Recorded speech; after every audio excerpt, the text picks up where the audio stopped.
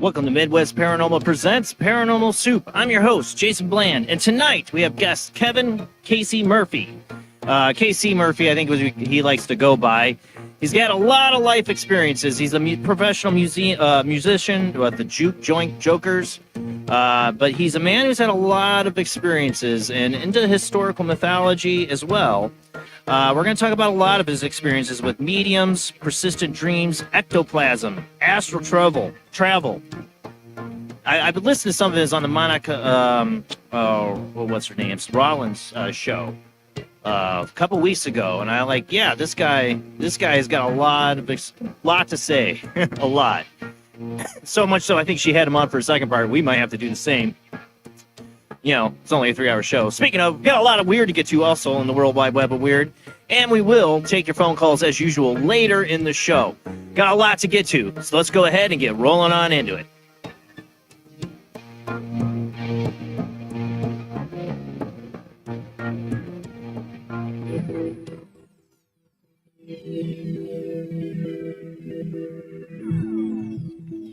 Welcome to another night of Paranormal Soup. As I said before, I'm your host, Jason Bland. Tonight's guest, Casey Murphy, will be joining us after the World Wide Web of Weird, after our first commercial break. Join me, as always, I got to get them both in here into the panel. First off is Jamie D. How you doing tonight, Jamie? Doing well, thank you. Glad to have you here. Did you get your StreamYard password to work then? No, I just went to Firefox. You just went to Firefox? Okay, I wondered. And Rob Autry from St. Augustine, Florida. How you doing? I'm doing. Let me get rid of this really quick for mine. So just must stop sharing screen. There we go. We'll get yours up here in a second. Like I said, we got a lot of weird to get to. Next week, we don't know who's going to be scheduled yet. I don't know if Josh has got somebody lined up for us or not, but I know March 16th is Paul Wallace. I cannot wait for that. But, you know, if you're new to the show, welcome. We do guest interviews, and we take phone calls. We try to do all these things. But one thing we do is the weird. And today, you know, we got the World Wide Web of Weird.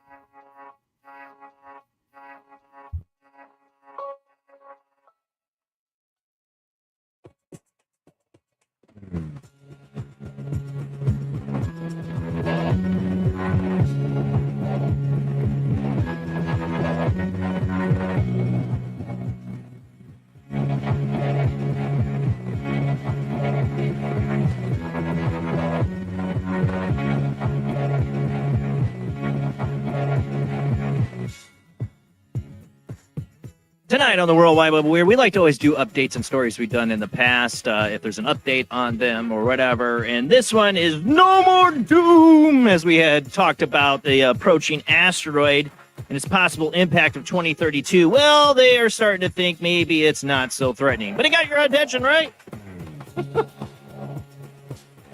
For those listening on the Paranormal Soup Radio Network, we are a live webcast streaming out to Facebook, YouTube, and Twitch. If you want to listen, I will narrate as best as possible.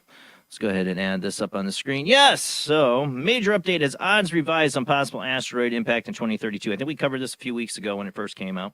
Known simply as Asteroid 2024 YR4, this fast-approaching space rock generated a great deal of debate when it was revealed earlier this month that it had a 1 in 83 chance of hitting Earth in 2032.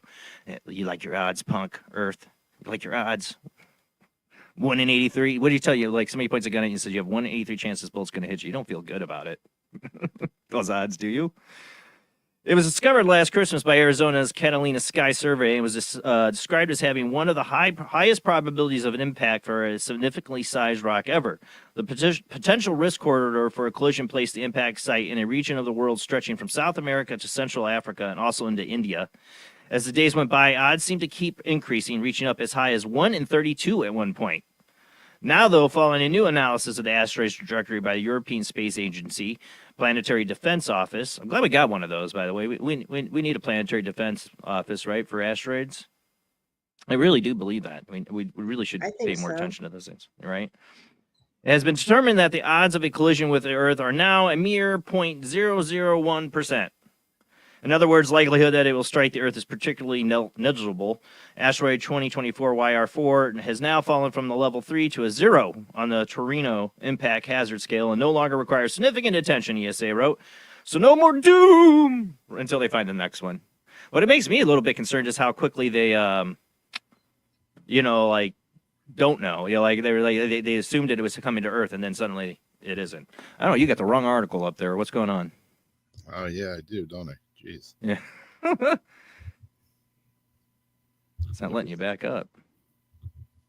We'll go on to Article 2. Find Article 2.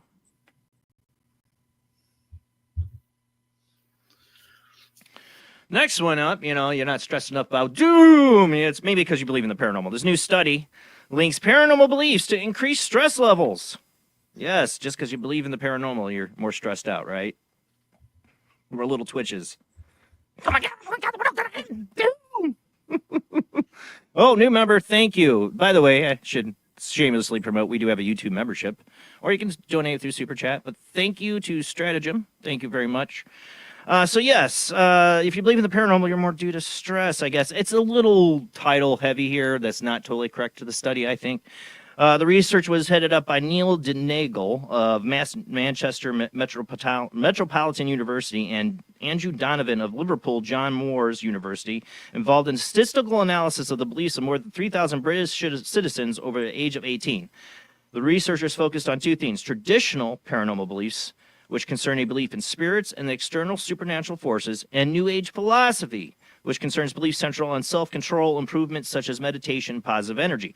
What they don't include in this is what I find a bit heavy about the title of this, is these are both groups, in a sense, that still believe in something, a spiritual world, in a sense. And they say New Age, an NAP, which concerns beliefs centered on self-control improvements such as meditation, positive energy. Maybe you believe in positive energy and meditation, you don't believe in anything else, maybe, but it seems a little broad. Like, how did they categorize people? Like, did they put themselves in these categories of their belief systems? The findings indicated that those who were more inclined to believe in spirits and supernatural forces had a higher stress level, while mere prone to stress, while those who favored a more New Age approach did not. These results suggested that TPB may reflect a reduced perception of control over external factors, which increase susceptibility to stress, where NAPs, due to its focus on more individual issues, does not appear to contribute to these dynamics. Well, because they're meditating more, right? It's the New Age self-help, but both believe in a higher power. Both, in a sense, believe in the paranormal. That's why I think it's a little... I want to compare to this to people who are atheists, that they believe in science and they don't believe in anything after death. I want to see a study compares those two concepts and beliefs, right? You can also say somebody's scared of getting into a plane wreck, suffers from higher anxiety and whatever too. I mean, but you, right. But when you you see what put I'm it all saying? together, the odds of these things like adding up or like matching up, Yeah, but they're not really comparing to. They are two like different groups, like those that are like they're fine with the supernatural in a sense. They're peaceful. They're meditating. They're, they have their higher spiritual beliefs. But that's what they're talking about here, right? I mean, I do meditation, inner both, reflection. and I'm Well, that's going to stressed. help you. While people who just believe that demons are all around them and all that stuff, I get that they're going to be more stressed because they don't feel like there's anything they can do about it except for maybe But then are they including? They say New Age. What about also comparing two different groups? Christians who have a supernatural faith and a higher power. They don't include in this sense. I don't believe. They don't say that. And atheists who don't believe in any supernatural power or afterlife. I'd like to see that subsection studied. Just saying. I thought the title was a little heavy on the fact of like, if you believe in the paranormal, you're going to be more stressed. I believe in the paranormal. I'm a witch, and I meditate regularly, and I am one of the most high-strung, stressed people. Yeah. You know what? I think what they should compare is people who actually question their government and authority and those external factors they have no control over, how much more stressed we are because you people can't wake the heck up. Sorry, moving on. Yeah. Wake up. All right, moving on. Throw that on top. I mean, maybe this next one, this guy should have been more stressed out because he got murdered. He was a paranormal hunter, ghost hunter. Sad. Yeah, this one's really crazy. Tragic story out of Mexico. Popular online paranormal investigator was killed in what appears to have been a targeted shooting in a shocking incident reportedly occurred on Tuesday evening in the city of Javinito, Rosasa, as a ghost hunter in Sergio VG was set up to go live on his YouTube channel. Before the broadcast could begin, the paranormal investigator and a companion were surprised by a Hummer that pulled up beside their vehicle. From the mysterious SUV, armed men opened fire on the duo at close range, killing the ghost hunter and badly injuring his friend. Authorities immediately launched an investigation shooting through, though have yet to make any arrests. Chillingly, on the day before he was killed, the paranormal investigator posted a video wherein he showed how someone had scratched the doors and stolen the hubcaps from his SUV. Vowing revenge on the vandals, the ghost hunter seemed to suggest that something sinister was afoot, as he noted that a particular truck had recently been seen cruising around the neighborhood. Sounds like somebody had a hit at him. And I don't know if this is Qatar. I'm not going to say that because it's Mexico, but, is it cartel related? It's sad, though. I definitely don't think it's paranormal related. I think it's criminal related. Not saying this guy was a criminal, but people get targeted by cartels that are innocent civilians all the time. Sad. Moving on. Speaking of, spiritual and believing in a higher power, I don't know what you want to think about this one, but flying saucer photographed above sizable Jesus statue in Mexico. Peculiar photograph from Mexico shows a saucer-shaped UFO in the sky above a sizable statue of Jesus Christ. Intriguing image was reportedly snapped by witnesses in the city of Sicialo, which boasts a huge hill. I love how you guys probably hate me for butchering these names. Known as Cerro del Cubilete. I don't want to butcher that. Obviously, I failed Spanish, which is said to be the geographic center of this country. Atop the site is approximately an 80-foot-tall bronze statue of Jesus Christ, at the foot which religious ceremonies are often held. Is at what such recent gathering, that an attendee took this curious picture that has gone viral on social media in Mexico. In the photo, a clearly visible saucer-shaped object can be seen in the sky to the left of the statue. Outstretched hands. A zoomed-in look at the anomaly also featured below shows that it sports a dark underbelly, which what appears to be white smoke above it. As for what the odd object might have been, theories offered by viewers online have ranged from aliens or angels to a drone or an errant balloon. It's hard to say. It's really blurry. This does seem like there's something above it. It does seem saucer-shaped. And they said they were doing some kind of event or gathering. Makes you wonder. Some of the aliens. They're angels, aliens, tomato, demons. I don't know. Because don't the blimps, when they have that little humpy thing, go the other way anyway? Yeah, I don't know. You can kind of see the close-up on the left there. It's like a zoom-in they did. Oh, yeah. Yeah, I don't know. It's hard to tell. I don't know if you can zoom in on that part. It looks like it gets super grainy. Yeah.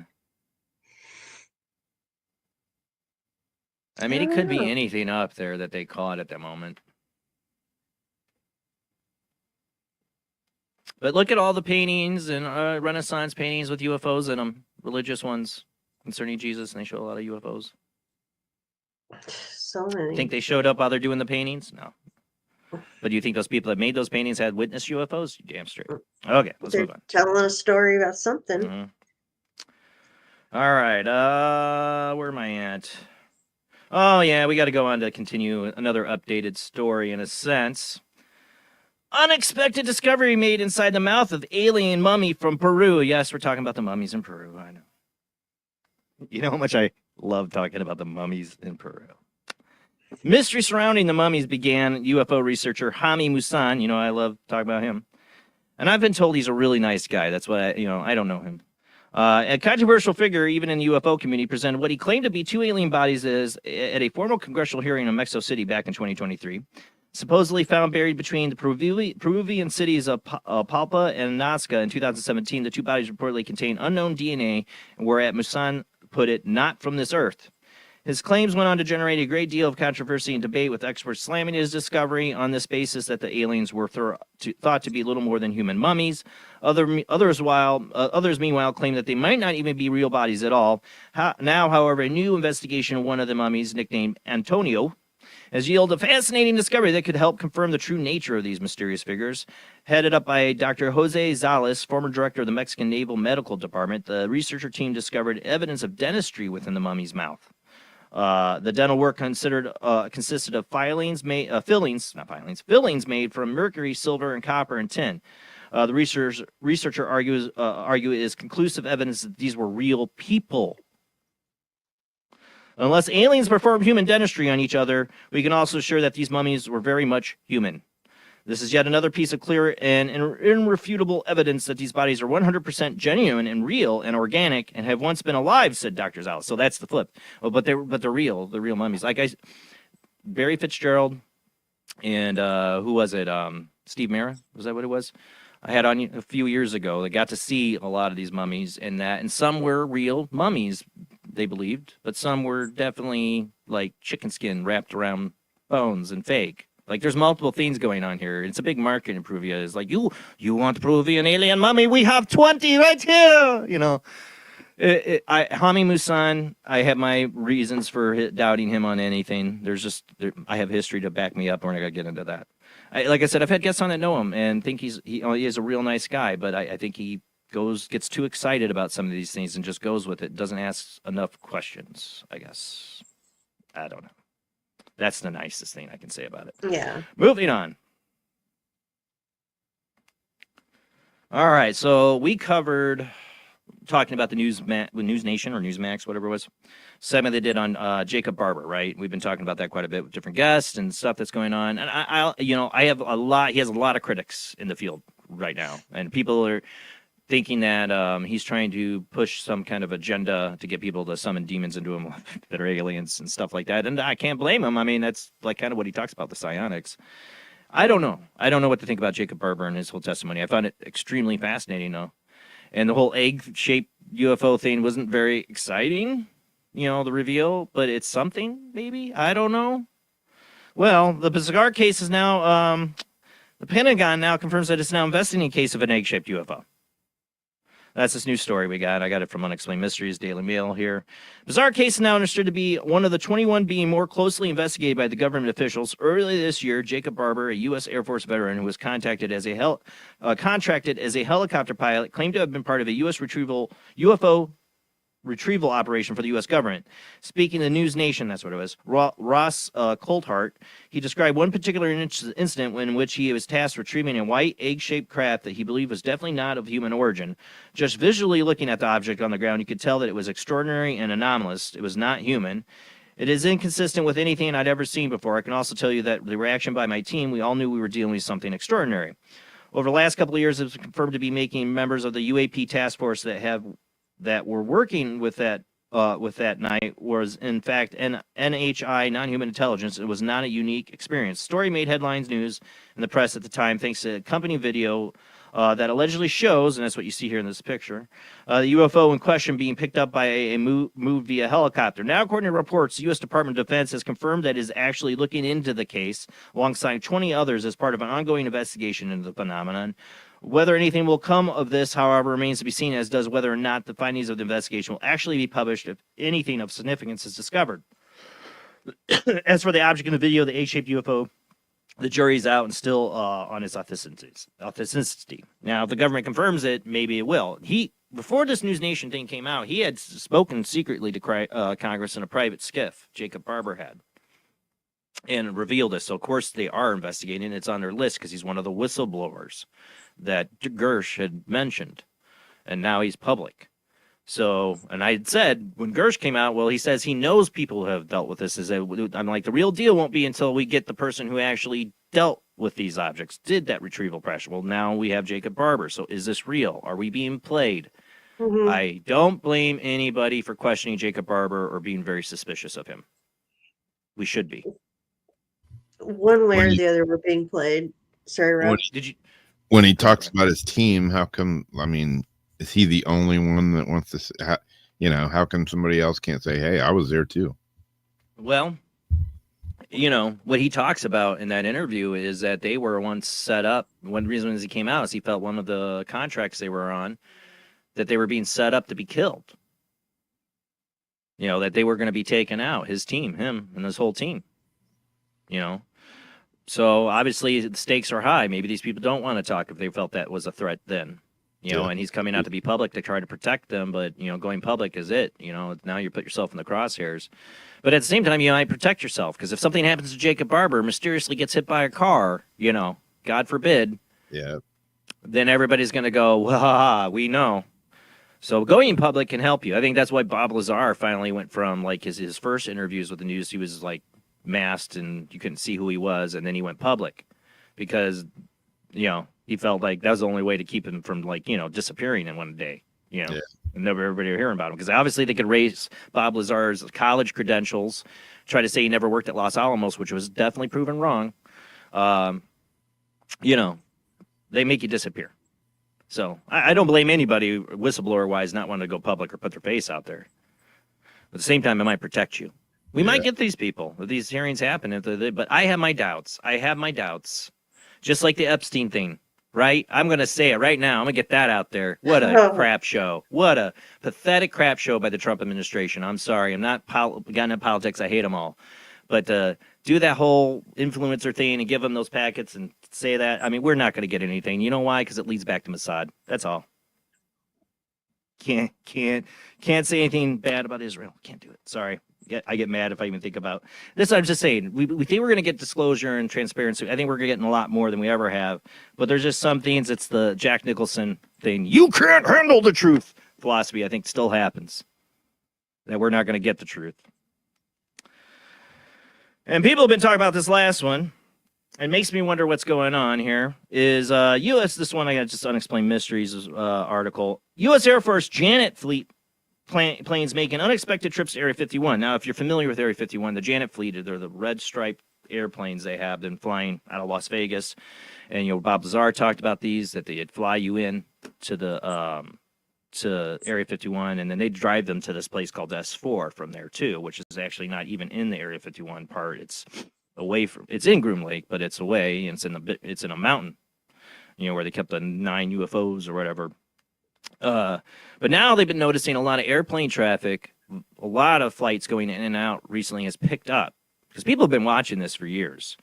And they've noticed a lot of these Janet planes taking off. This article says there are a few places. I don't want to get into all this stuff. You guys should know who Janet Airlines are. Come on, man. Get with the program. The comprised of 737 jets made up to look like typical airplanes, Janet fleet has been used for many years to transport important personnel such as military contractors and DoD staff to secure and service secretive locations like S4. In particular case, 3 of the planes took off 2 days ago from the nearby Harry Reid International Airport in Las Vegas and landed at Area 51 around 18 minutes later. I mean, Harry Reid, that was the one that tried to originally push for this whole disclosure thing right before he left, right? Never trusted him either. It's believed that such flights have been happening since as far back as 1955. The big question is exactly what is the purpose of these latest trips might be, especially with the context of recent political events in the U.S. and beyond. Area 51 itself, which is located within U.S. Air Force Nevada Test and Training Range, NTTR, is known to have been known to various secret projects over the years, though exactly what it is used for these days, especially given how well it it now is remains unclear. Whether case, it seems someone of importance needs to get in there in a hurry. Well, I'd love that for Doge. Go in and audit Area 51, please. Please. Let's do it. Storm Area 51. Come on, let's do it. Makes me think, remember Independence Day? I love that scene in Independence Day. And he's like, there's no aliens in Area 51. There's nothing there. And his assistant's like, well.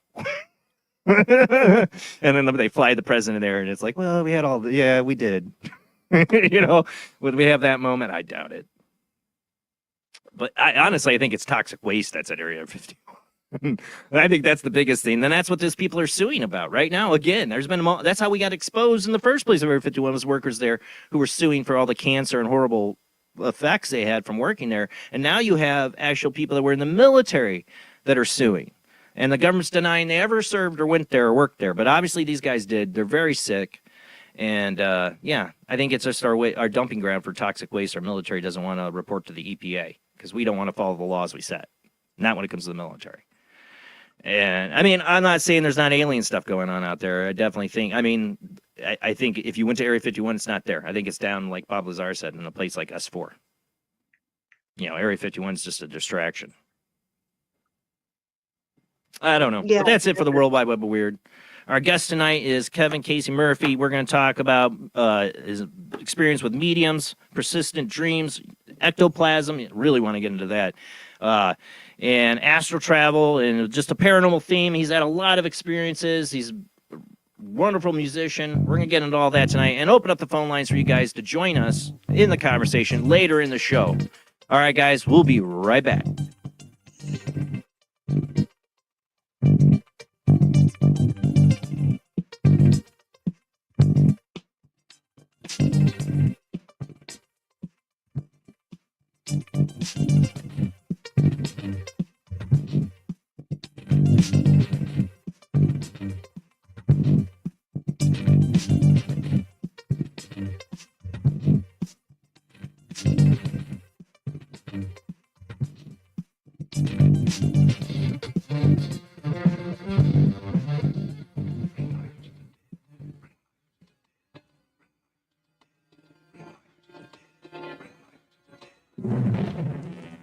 Enter the occult world of necromancy. You were brought here for one purpose, necromancy. Ceremony dating back to the pre-Christian era. It's the art of reviving the dead. It requires involvement with evil spirits by the person performing the act. The devil god brings life to the dead. Please, no, please. And death to the living. Necromancy, starring Orson Welles and Pamela Franklin. From Cinerama Releasing. In color, rated PG, parental guidance suggested.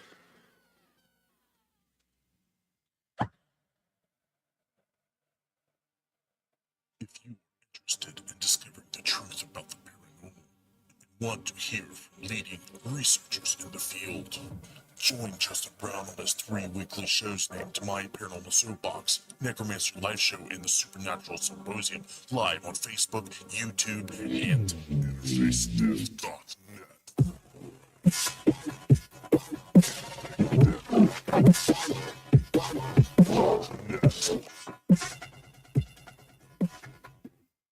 He is conducting an experiment into the combined effects of sensory deprivation and hallucinatory drugs.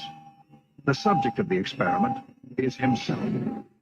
The experiment is out of control. Ken Russell's Altered States, a film that must not be missed, is in the West End now. Altered States, Certificate X. Hello, I am Fernando Martinez. I think by now you know I am an emotional kind of guy. People stop me in the street and say, Fernando, what the hell is wrong with me? Silk shirt, hairy chest, enough aftershave to drown a household pet, but I still cannot get a woman. I tell them you are an ignorant fool. Without a symbol of power and fertility around your neck, what kind of woman is going to respect you? That is why I have teamed up with Medallion Man, the shop for medallion needs. Medallion Man caters to all levels of masculinity, For the strong silent type, a medallion the size of a hubcap would say everything that needs to be said. Even singing medallions for the Casanova, who knows music is the food of love. Model trains, dollhouses, diapers, whatever your interest, we've got a medallion for you. Don't forget, every woman knows if you can't support a medallion, you can't support a family. This is the sound of a space clock aboard a U.S. satellite 180 miles above the Earth. No one winds up this timepiece. It's powered by a tiny battery, a battery that delivers power for years without replacement. Now the same type of battery, the Duracell battery, can bring new reliability and long life to your battery-operated equipment. Radios, cameras, toys, all run far longer. Duracell batteries, the long-distance power cells, outlast any ordinary battery. The same type of battery that keeps space clocks running for years can bring long life to anything powered by batteries. Dura, as in durable. Cell, as in power cell. The Duracell battery, made by Mallory. Switch to DCS range read. 240, nominal to profile. We're in the pipe. 5 by 5.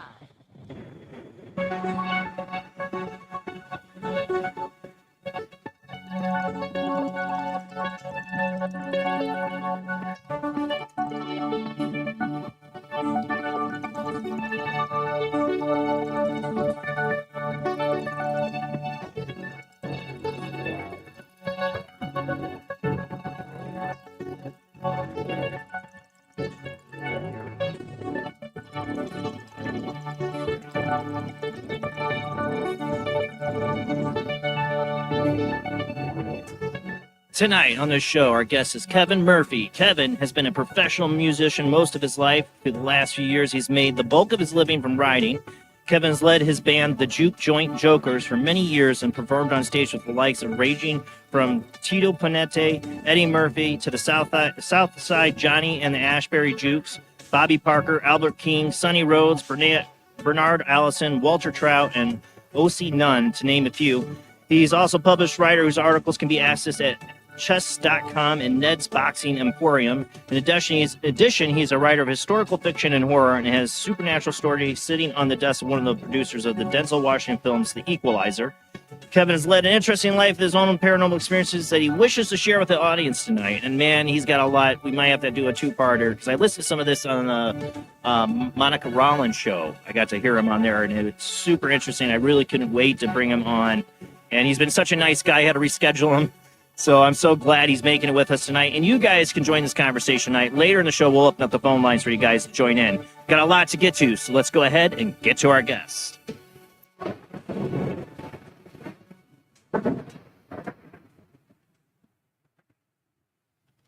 All right, let's get Kevin here out of the waiting room. How you do tonight, Kevin? Hey, man, how are you? Doing good. Thanks for joining us. I'm glad to be here. Yeah, I'm glad. And thank you for reaching out to me to come on the show. And you'd sent me a link. You're like, I'm going to be on Monica Rollins' show. So I tuned in. And we got a lot to talk about. You had a lot of really cool experiences. You've lived a very interesting life. And these are the kind of shows I want to do. I get to talk to people, talk about their life experiences like this.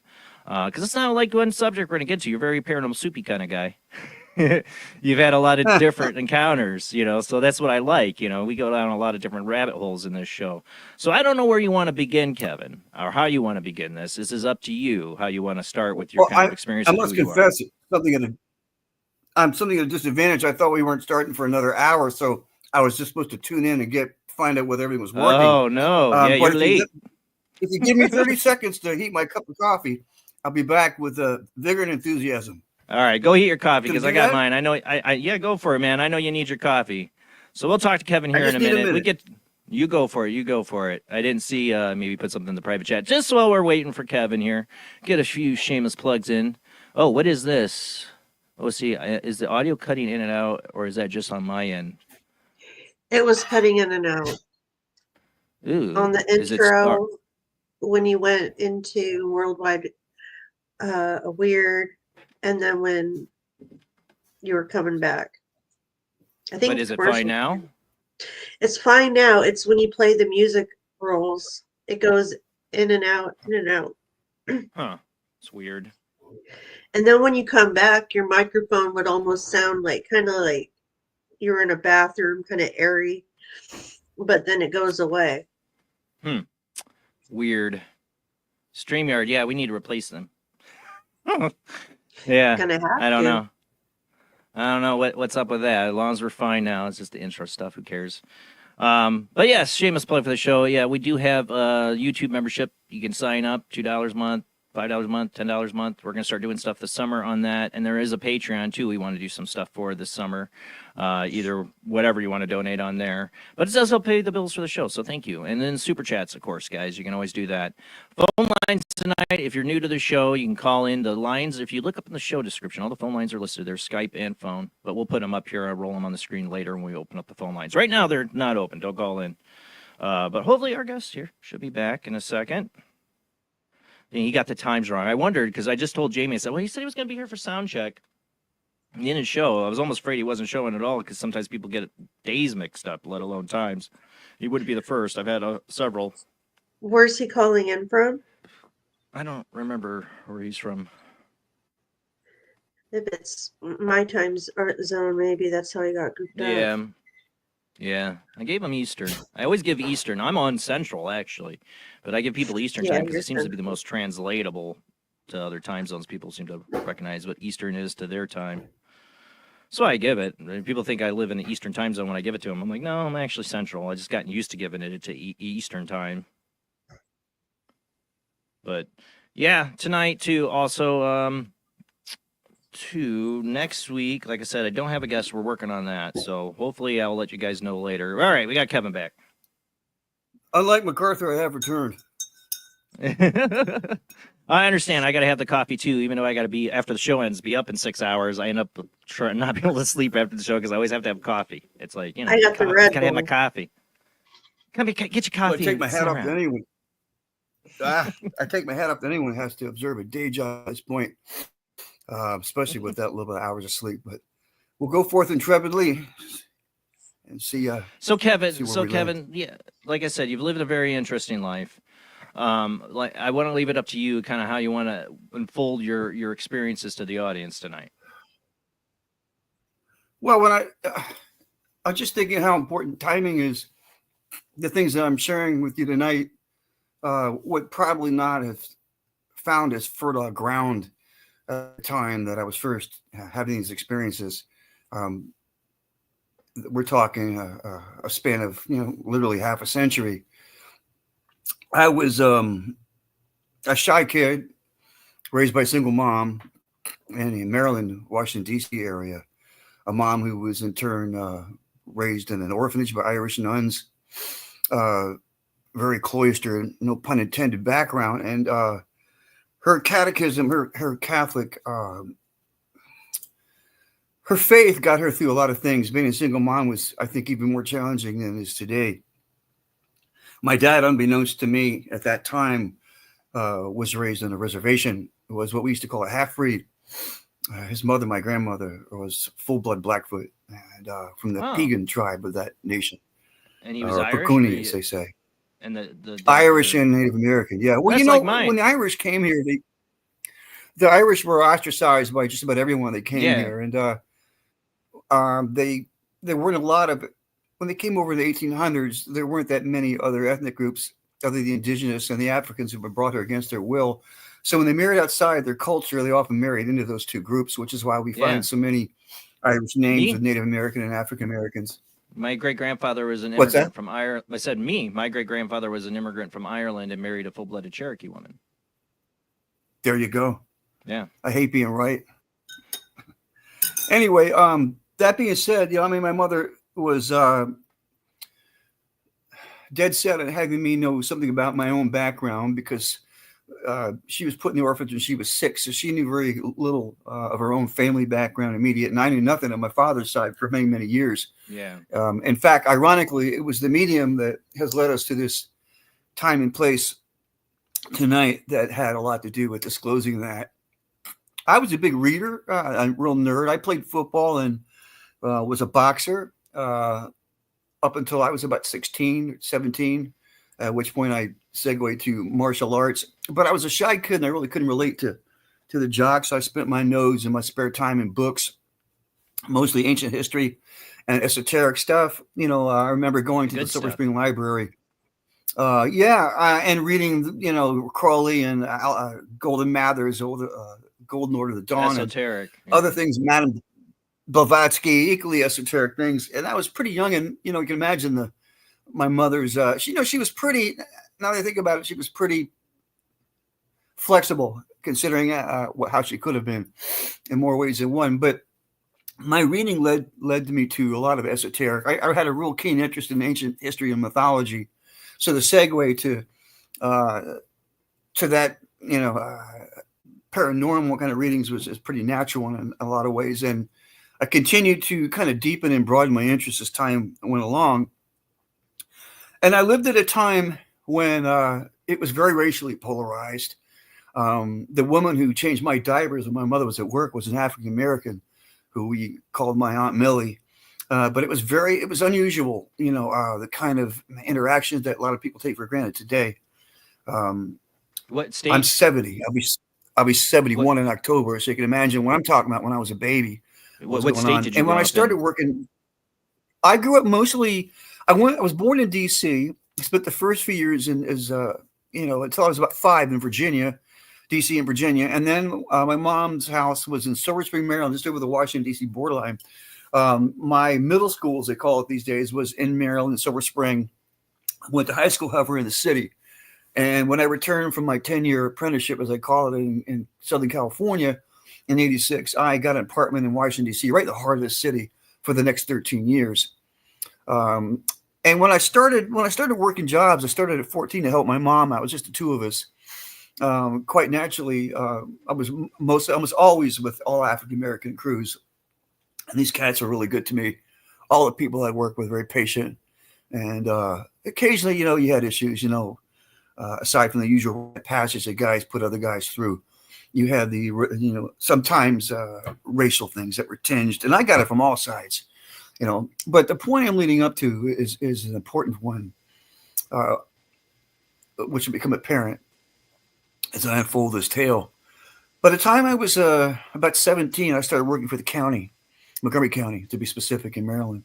And it was so polarized that literally all the white guys worked in the tree division and all the brothers worked in the street division. And these cats are so far up the country that some of them took an hour and a half just to get to work.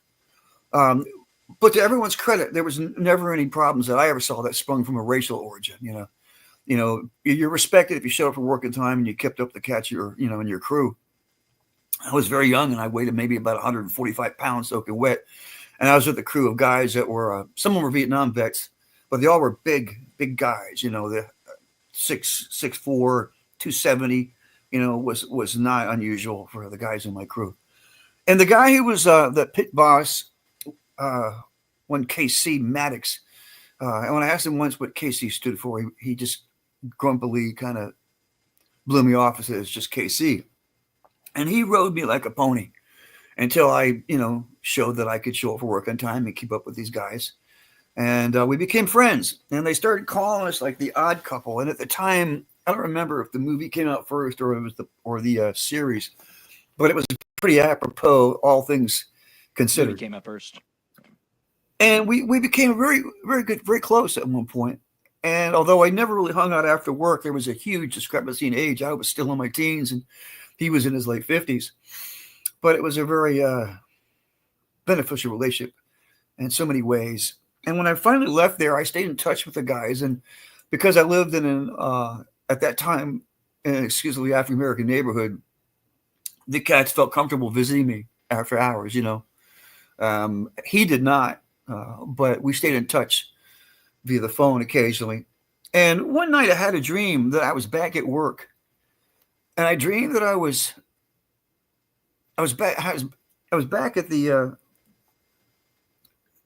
back where you sign in, and we went out to work, but there was no one there but my boss, who was wearing a 3-piece brown suit with a vest, pocket watch, the whole 9 yards. And I remember thinking, what does he do wearing a suit at work? And where's everybody else? And just as I had that thought go through my head, he turned and looked at me, and his whole face was beaming with light. I woke up. I had goosebumps everywhere. I put on a pair of pants. I walked outside. And as fate or karma would have it, walking down the sidewalk was a guy I had just taken to see Eric Clapton. And this brother was from New Orleans. He was technically a Creole. And my immediate reaction, was to ask him, what he was doing there. Because in those days, you didn't see a lot of people of color going anywhere by themselves in certain neighborhoods, It was that bad in places. Yeah. And before he could say anything, I said, man, I just had the strangest dream about KC. He immediately stopped walking. It was about 25, 30 feet from me. And he said, what was the dream? And I told him. And he sat down on the steps and said, oh, man, I don't know how to tell you this. I said, what, man? He goes, well, the reason I'm over here is that, and then he stopped talking and I looked at him and I, oh, no, I know what's coming. He said, I said, what happened? He goes, well, he went very quickly. He just keeled over, face first. And we were working on the road.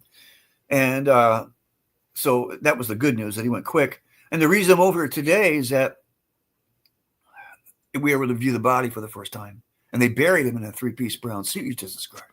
Yeah, I knew. So at that point, then I had to sit down.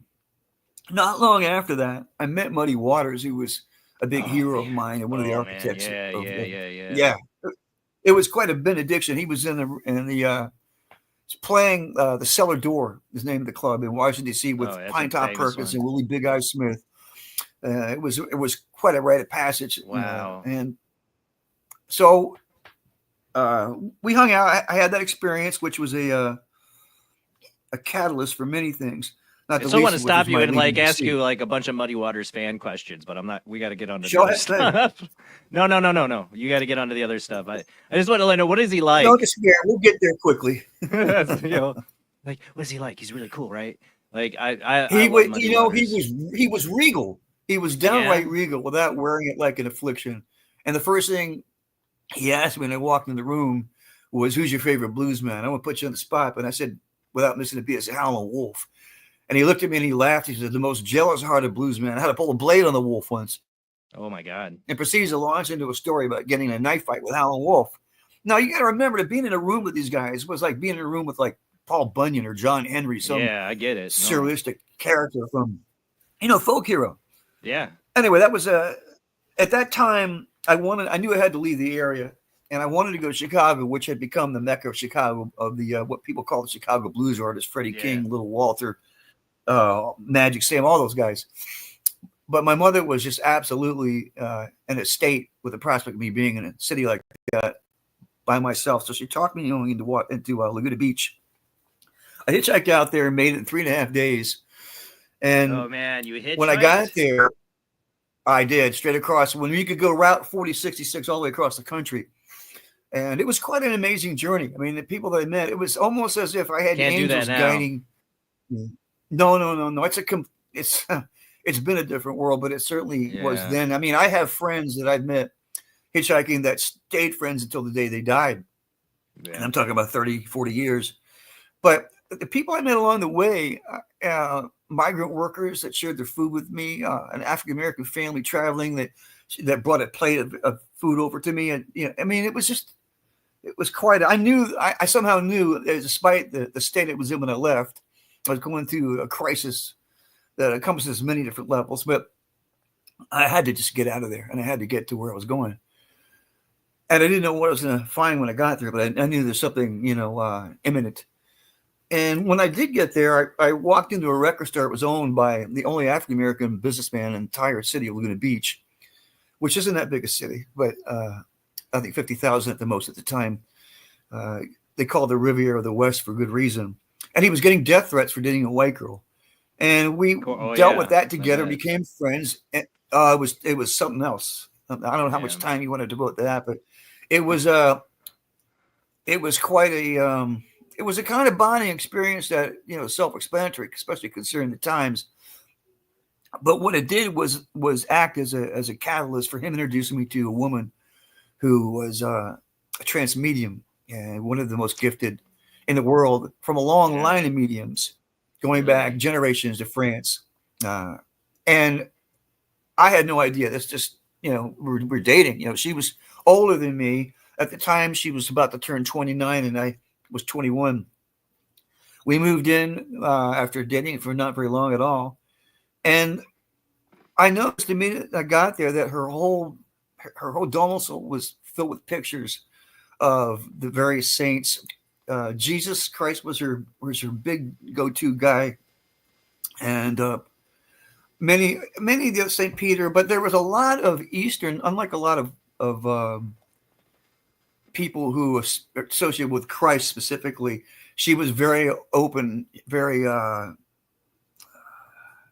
She was drawn from a wide palette, and when we started to really talk about, when I told her about the dream, that in turn was a catalyst for the most amazing experience I've had in my life. Her living room sounds like mine. I say I got the Last Supper, Jesus painting up. I said her living room sounds like mine. I got one corner of the room is the Last Supper, Jesus Christ, and the other corner is a Tibetan Buddhist mural that I got up. It sounds like the decoration of my house. Well, you want to create your inner sanctum with the kind of vibrations that are going to be, peaceful and motivating, right? We want to and protective. I mean, all of those things encompass simultaneously, ideally. Hers was, this is my first time living away from home. I've been away from living on my own for several years, but it was my first living girlfriend, and I was very, very naive in a lot of ways. But to make a long story not too much longer, I told her about the dream that I just shared with you. And she said, I knew there was something about you that was very different. But that dream just confirmed it. And tonight I'm going to show you what I am. And you can imagine, how that, I don't want to be living there, I think maybe a week. So that night, after dinner, we sat down in our little modest 1-bedroom apartment. And in those days, you could rent a place with an ocean view for $250 a month in Laguna. That's crazy. Yeah, I'm not kidding. And she sat down and she uttered a very long and devout, what you would call an invocation. At first, it just sounded like a prayer.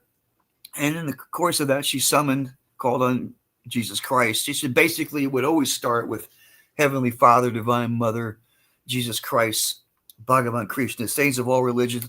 And then when she would get into this prayer with such devotion, and it was always different. She would start with she have a certain intro, but her feeling, her passion, her devotion would take her to a place that created a vibe in the room that was unmistakable. So when I started to see the manifestations that came about, I was never even vaguely in a sense of fear. Wonder, yeah, but never fear. So to begin to describe this, the first night this happened, after she finished the prayer, which, we talk a good 60 seconds to 2 minutes, really get into it. You could literally hear the silence. And when I looked around the room, it looked, as I think I described it on Monica's show, like heat waves.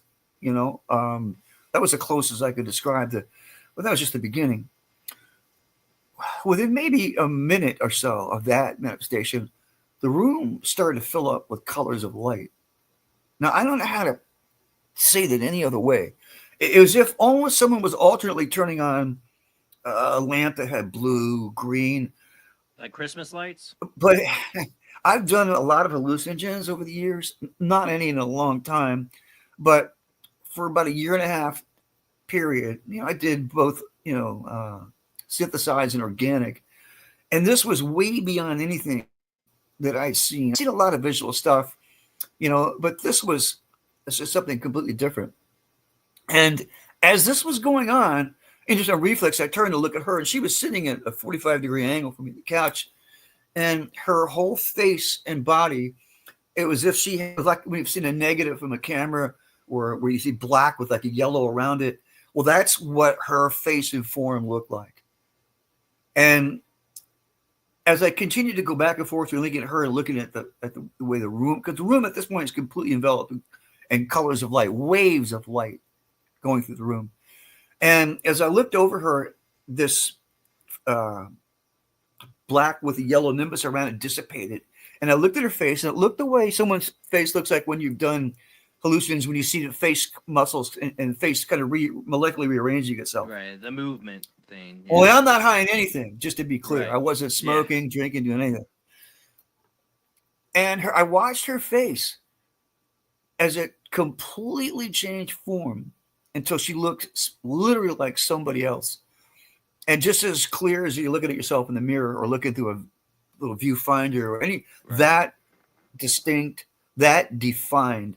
And the image would hold for maybe was 3, it, can I ask this? 4 seconds. Was it? Pardon me? Can I ask this? Was it just another human face, or did it look not human? The face. Oh no, it was another human face. Pardon me. Okay. And it was a female face, and it would hold this image for 3 or 4 seconds before morphing into another face, another image. Right. And they were always female images.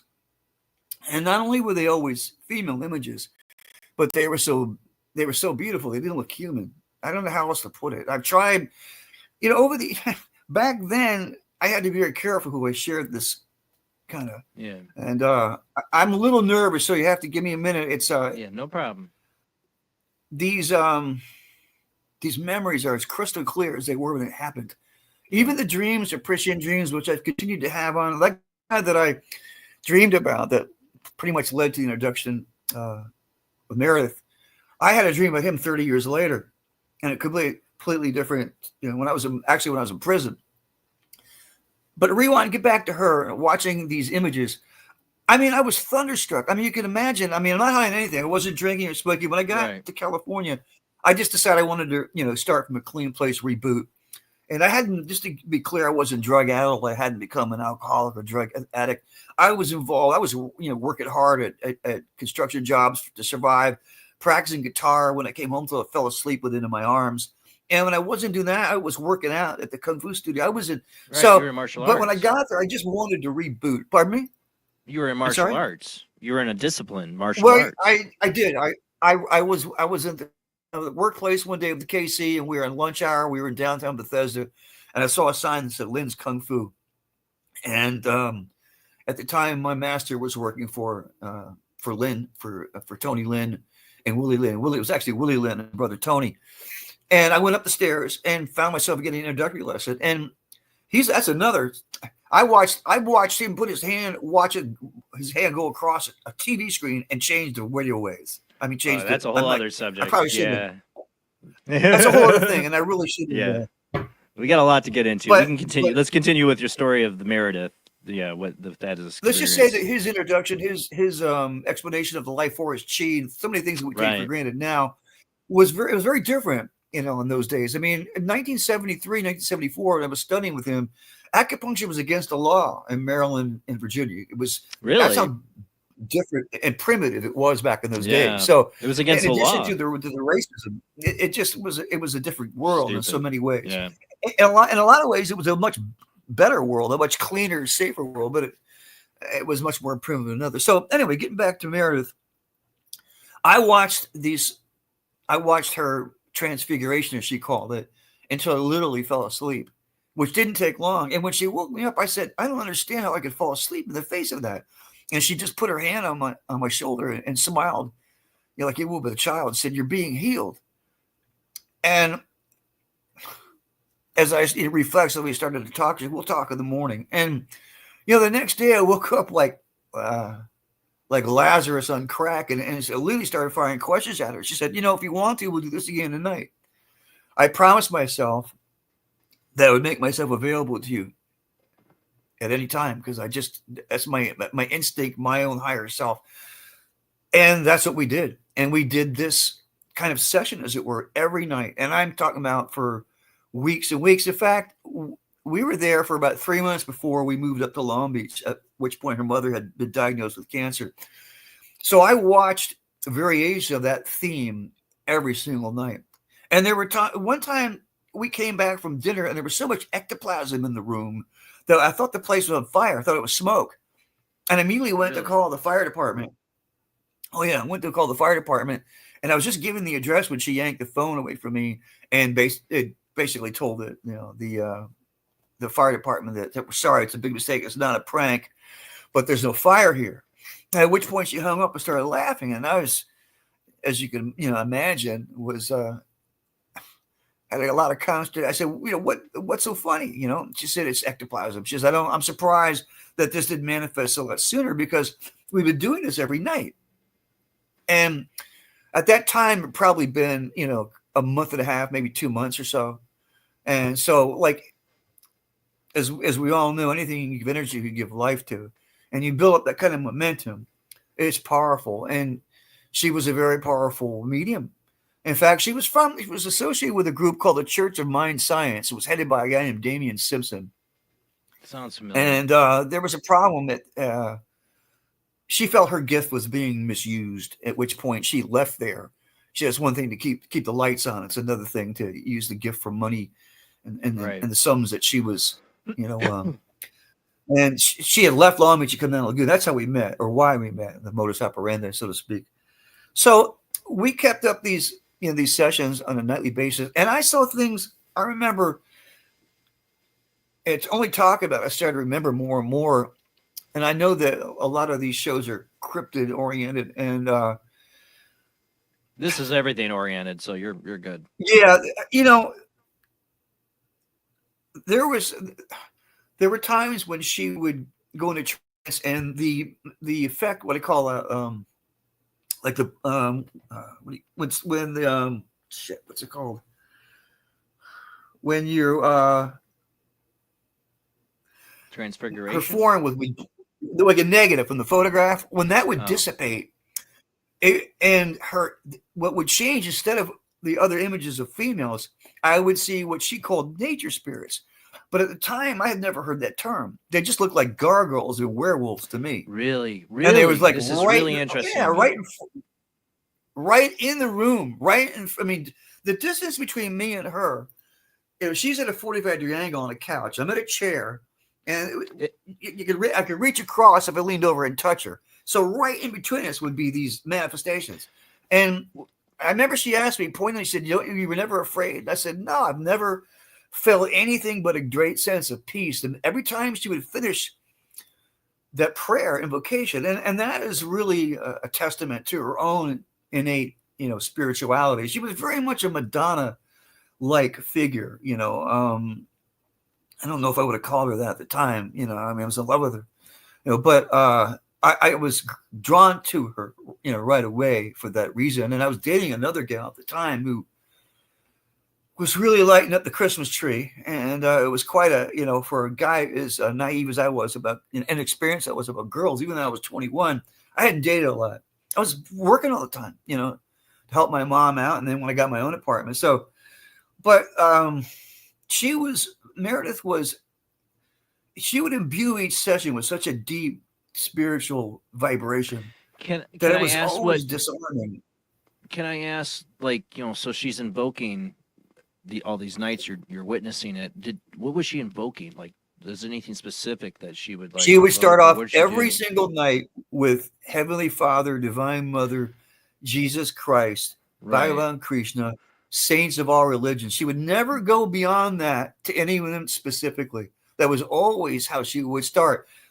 The things she would say would change from night to night, but were thematically similar. It was just a call to what was coming through. Manifest. Pardon me? Was there messagings coming through from her, or what was? I mean, I know the first night is like she healed you and you fell asleep. Don't make me tell that lie, brother. No. She never spoke in trance and said no. No. I'm not. I just wonder what the message, like what was going on, like the manifestations are happening. Like what was she channeling? What was coming through? Well, you know what she asked me? She said to me once, she said, Kevin, because I asked her, I said, why am I seeing exclusively females? Yeah. Number one. And number two, why would they all be so jaw-droppingly beautiful? They don't look human. And she looked at me without missing a beat. She says, well, what's your instinct? What's your gut feeling? Because she had a lot of respect for my intuition for obvious reasons. And I said, well, that you would be in that state would be evoking or drawing to you other people in that are that gifted, other mediums. Why would they all be women, and why would they all be that beautiful? And she just smiled and said, I don't have an answer, because when that's going on, I'm gone. I might as well be in a coma, so to speak, because I'm not aware at all. And that was the closest to an answer I ever got. And the only variation, well, one of the variations in terms of being female was once I saw my father's image in a mirror right next to her. But that's, I want to get back to these nature spirits because when I asked her about, she said, too. "Oh yeah. Well, they look like gargoyles, man, and werewolves. I mean, they're horrific things." So I really, this is why I'm interested in it, Kevin, and I'm really intrigued by this when you mentioned this on the show on Monica's. It was like she opened up a door, but there was no portal. I never saw any portal open. None of these things ever. It was one minute I was looking at this, what I call like a negative, like her form and face are black with yellow around it from the feet to the head, and then that would dissipate right in front of me, and these other images would come forth. Right. And the first time it happened, I never felt, like I said, even vaguely in peril. It was like, where's the popcorn? You know, I mean, I was just transfixed, as you can imagine. Yeah. And I talk of just as detailed right in front of me. And very frightened. When I asked her, she said, well, nature spirits are nature spirits, and nature spirits are the kind of things that animals often, if not usually, see, and we can see until we lose our innocence, you know, and our purity. And some of us, we're all tuned to different vibrations. She said, you know, she was a firm believer in reincarnation, which I am too, but wasn't at the time. My Catholic background would not let me accept that without some sort of, you know, inner struggle. Yeah. But it's the only thing that makes sense when you look at things. And she's basically going on to explain a lot of things, including what they call quantum physics. But one of the things she explained was that we're all in different levels of vibration according to the decisions we make every day, you know, and the decisions we make lifetime after lifetime, the way we like our food, we like our sex, and these things create a construct, as it were, that, you know, shows a little deviation. And what we want to do is get free of all these things. And what does that is spiritual evolution. How do we evolve living in the physical material world? It's easy to resign one's life and go to the mountains or the monastery and attempt it there. But how do we, as human beings, householders, wives, and how do we do that in the physical world? You know, well, that was one of the reasons, I believe it was a big reason why we met, was for her to introduce me to meditation techniques. And I'm not here to endorse any particular thing. I want to make that clear. I want to really quick, Kevin, really quick though. This is why I'm interested in this. I probably had too much coffee before we started. No. But I'm starting to slow down. What I'm interested in is you talked about meditation techniques, and we'll get into that. But I used to get heavily into meditation in my 20s. And I also had this shadow person experience too. And there's 2 times in my life I've seen something like what you're talking about like the werewolf gargoyle thing.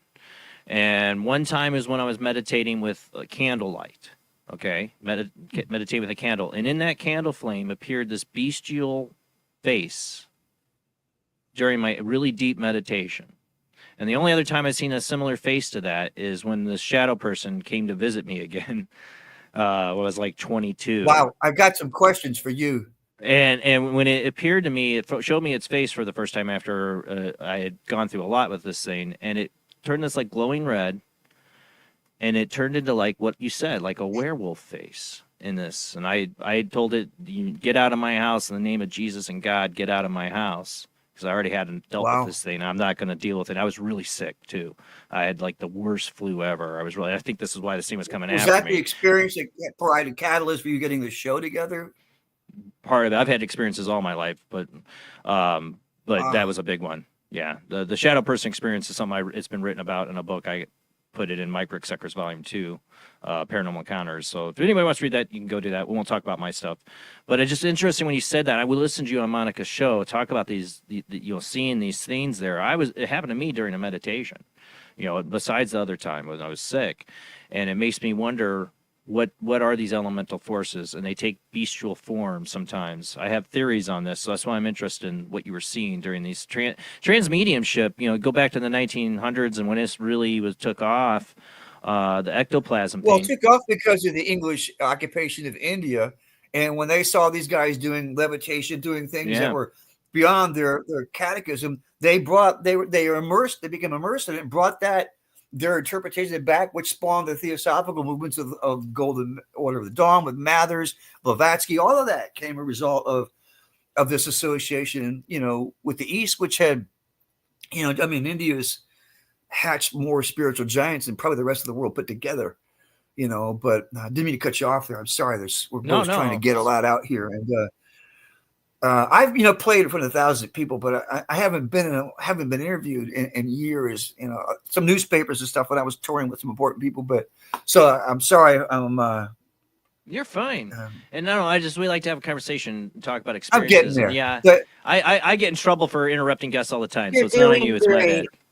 bad. You're doing great. you know, man, that just like Master used to say, just plant your feet and tell the truth. And I said, did you ever hear about Jimmy Cagney? Because I remember reading an interview with Cagney, who was advising actors, and it was pretty much that same advice. But, we have a program. I don't know how much time you have devoted, how much time I have. I'm kind of rushing over myself because I thought you had a couple of the guests, but I'll let you. I only do one guest. I only do one guest a show, but we do have commercial breaks. We will go to commercial break here in about 15 minutes. Well, or so. I promise you it'll be worth your investment. Oh, you're good. This was something, we all, I feel like we're all here, we're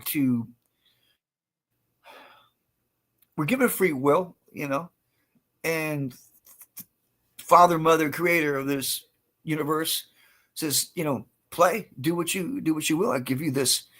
But really, in any real religious, spiritual organization, the origin of that is really kind of our responsibility, to love the Creator and all His creation, and everything kind of comes after that. I don't care, what hat you're wearing, And the meditation techniques are important because things go around in circles, doctrine, debates, spirit, what it comes down to is trying to put the infinite in a finite medium, which is almost impossible. Meditation techniques are given to us to expedite our evolution and bring us close to Creator. So remember what we are, and that this is just temporary, and everything is on loan. So the techniques draw by virtue of the breath, the energy, the life force up and down the spine as you inhale and exhale respectively, draws your tension within from the external stimuli, the physical world, which pulls us out, drawing our attention and giving validity it often doesn't deserve. And when you reverse that flow, and this is something that I experienced with Master, and I was gifted, but I wasn't advanced when I was with him. I mean, he was a great teacher. He took our school on to finish second to China in the first World Kung Fu tournament we did, out of hundreds of schools from 40 different countries. So Master was bringing it, but I understood. At the time that I started studying with him, I was inside Kung Fu Magazine, which I later got him an interview with. That's another story. Arranged for that when he was staying with me in California, had just come out. And I was reading about these masters. I was reading about things that were putting things I had read in Western Occidental occult, constructs. I was reading it from a more Eastern perspective, so to speak. Anyway, Meredith said to me at one point, you'll do this every night for as long as you wish, as long as we're together, but you're not going to grow spiritually, just observing phenomena. You have to work at it the way you do your guitar and your Kung Fu and your chess. And I said, well, how do I do that? I'm not Mother Teresa. I don't go to the hospitals or read for the blind. I feel like I've got it. She goes, oh, you do have a good heart. She says, but I'm going to give you this book and I want you to read it. And after you're done reading it, I want you to send away for the techniques. For the amount of money you spend taking me to dinner, you can get the entire meditation course. Now, at the time she was saying this to me, I was really obsessed with astral projection. I'd been reading about it, and I just couldn't get enough of it. And you can imagine my reaction when one day she said to me kind of offhandedly, like she just learned a new curry recipe, oh, yeah, it's not that hard, but be careful what you ask for. And she kind of smiled. And I was like, oh, come on, you can't leave me like this, So she then went on to give me a brief explanation of some of her own experiences. And when I was given the book, and the book was called Autobiography of a Yogi, I just happened, if you believe in coincidence, to open up to the page that explains the astral dimensions in meticulous detail by Sri Yukteswara, who wrote this great book on the yugas that I'm sending to one of your buddies, to Josh Turner, because I know he has a great interest in it. And in this book, which is the most succinct tome ever written on spiritual precepts and principles, in my opinion. There's some very detailed explanations of the yugas. So that was written by Yogananda's guru, and Yogananda wrote the autobiography of Yogi, which is the book she in turn gave me. Now, you can't get the techniques just reading the book. You have to send it away. It's a nonprofit organization, but the techniques, I think it costs $50. I think they raised the price in 50 years of $1 a year, so you can still get the entire course, the amount of money you spend taking your girl or boy out to dinner. And you can't really put $1 on spiritual progress, can you? I mean, you can. Right. I mean, there's that. Yeah. There's everything else. They said What's cost that? of a dinner. It said cost of a dinner. Yeah, for one. Nowadays of inflation, but yeah. Well, at this point, I'm chafing at the metaphysical bit. I was really, as I say in the hood, had my nose open, and she was just a walking, talking example of everything that I was trying to be and learn, And I mean, at the time, this is August of 76 when I first came into town. So by early October, we're living together. So it was a very different world, as I was saying. And I was unfolding like a flower, it was an incredible every night. And I mean, who needs cable? I mean, the only thing I was probably felt bad about was that I wasn't putting enough practice in my guitar in, but every time I was witness to this phenomenon, I mean, the motivation and inspiration that I got from it is beyond words. And I am nothing if not given hyperbole, as my mother once said. But I've often thought how fortunate, how lucky I was to, and I remember asking her about it, and she said, there's no such thing as coincidence in the universe, accidents, everything is cause and effect. That's what karma is.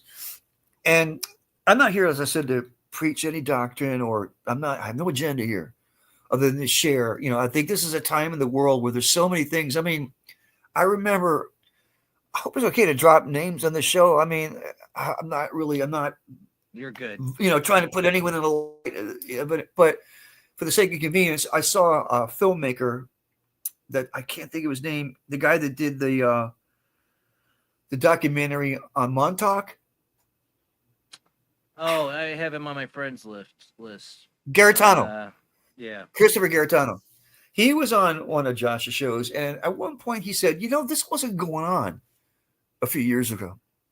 And I knew exactly what he meant. I think we all do. It's almost as if somewhere not too long ago, someone opened Pandora's box, literally. And from dogmen to super soldiers to UAPs, what they're calling UFOs. I mean, we're living in a world where literally anything's possible. And all the things we associate with mythology and myths and legends seem to be, if nothing else, just exaggerated truths. And as far as dreams are concerned, my dreams have been eerily prescient. I've only shared a couple of them with you, as it fits the narrative that we're for your show. But and I was hesitant to share this for a long time because anyone that was sitting on the fence, about the things I had shared with these dreams would have completely gone over to the dark side, all puns unintended. And I had a dream. We're talking about vampires on one of the shows that one of Josh's shows. And these things seem too fantastic, but it's true. At one point, I think he said, monsters, werewolves, vampires, UFOs, crawler, it all exists, folks. I'm sorry to tell you. And he couldn't be more correct. And it behooves all of us to get with whatever faith, whatever arms us, because obviously the Creator doesn't care what uniform you're wearing when you pray. The Creator cares what we do every day, cares what's in our heart, how we treat each other, I think that's what Jesus was trying to tell people. No matter what, dogmas come down or whatever. If you get down in the New Testament, I think that's what Jesus was trying to tell people. Don't you be the judge of anybody. Leave that to God. That's right. Yeah. And it's never been more timely than today when really all bets are off, physically speaking. I mean, it's just incredible. I don't know, man. For many, many years, 30 or more, I didn't even own a television. To me, I love film, and I'm writing for that, right now. I have a good friend. I have a friend, a guy that I used to see in my club a lot, who was one of the creators of the Underworld. I told my wife about that because that's one of her favorite movie series is The Underworld. I mean, I love Kate Beckinsale, but hey, she just loves that whole storyline. Well, he was Kevin Grievous, the guy that was pretty much a creator. It was his story, which was initially a metaphor for interracial dating, believe it or not. No, I can see that. I get it. Yeah, it's not too far a stretch when you think about it. Yeah. But at the time he was working, he used to come in the club. He was working security across the street where my band had a residency. We had a residency at this place for about 8 years. I was always ambitious enough to get work. And if you have a full calendar, you'll get the commitment of great players. And we're playing mostly blues and jazz. If you can throw in some rock and funk, in there, interwoven with that. But I always worked a lot. And so always had good bands. And Kevin would come in periodically, and he was impossible to miss. Between his size and his voice. He's the one that taught me. Coming back at her, I started writing not long after that, and at the time I was going through such a horrific phase. I was selling weed to pay for my radiation treatment, and I had a few years of a life. I had a few years of a life that for anyone who's been poor all their life, as my mom and I were, was incredible. And then I didn't go to a dry cleaner that a helicopter following me. Ooh. Oh yeah. So I had a lot to get off my chest. I couldn't do it all by just playing, guitar solos in a blues band. So I started writing, and it was just like someone turned on a button, not to imply I was writing anything profound. Hey, but Kevin, I hate to interrupt you. We're going to go to commercial break. You got to take a break for the commercial? Well, I do, but generally I'd be in 5 minutes, but I have to switch out a battery. I want you to continue talking. I'm going to step away because I have to switch out this battery. The iceberg, buddy. Yeah, so you keep talking. I'll be right back, and we're going to go to commercial break when I get back. I'm so sorry to do this. You can hear it. There's a beep. It's this battery drain. Who's your lovely co-host? I don't even Jamie. know. Oh yeah, Jamie. You guys can talk. I'm gonna remove myself so you don't hear this audio because it's gonna start beeping really loud. So I'm gonna remove myself. I'll be right back. You two keep talking. I'm so sorry. I apologize. Hey. Well, Jamie, it's nice to meet you. Nice to meet you too. What's a nice place like this doing to a girl like you? You'll see me looking down a lot. I'm listening throughout the show, but I'm also running the chat rooms and everything. So that's why you'll see me kind of looking away and looking other ways, but I am listening. Well, once again, I have not hit the appropriate button to see what's in my chat. I don't know how you even do that. You're on StreamYard, right? Well, there should be, it says chat with anyone in the studio, but how do you... I don't see Oh, there it is. Okay, got it. Yeah, I was drag kicking and screaming in the 21st century. That's clear, isn't it? Because I don't want anyone to think that I'm ignoring anyone. So please forgive me if my ignorance betrays my lack of manners. So I haven't looked to see any questions, but I haven't seen anyway, any yet. I'll usually pop them up if I see somebody in chat ask something that is directly for you. I hope that I came in with no preconceptions. When I was first invited, I've been told for years to get my own podcast because of my my passion for things both esoteric and I guess we're historical and mythological in today's world of wonder kind of intersects. But I didn't start to go on, and I had been away from the public eye for a long time. Not that I was ever, from a person of prominence. I've backed up some famous people, shared the stage with some famous people, and worked as a band leader for much of the last 40 years. 30 years into my own band name. But I've been interviewed for newspapers, and a couple of times it's situations when we're playing for some very famous people like Tito Puente or Eddie Money. But so you have to forgive my. I knew Eddie. Pardon me? I knew Eddie out. I'm sorry? Out here. I knew Eddie Eddie Money? Money. Yeah. You do? I do. Yeah. Wow. Wow, My I'd like to friend's hear that. He mom was used great. to date He was, him. what's that? My friend's mom used to date him, so he'd come by the parties and stuff that she'd have at her house and hang out with us. Eddie Mahoney.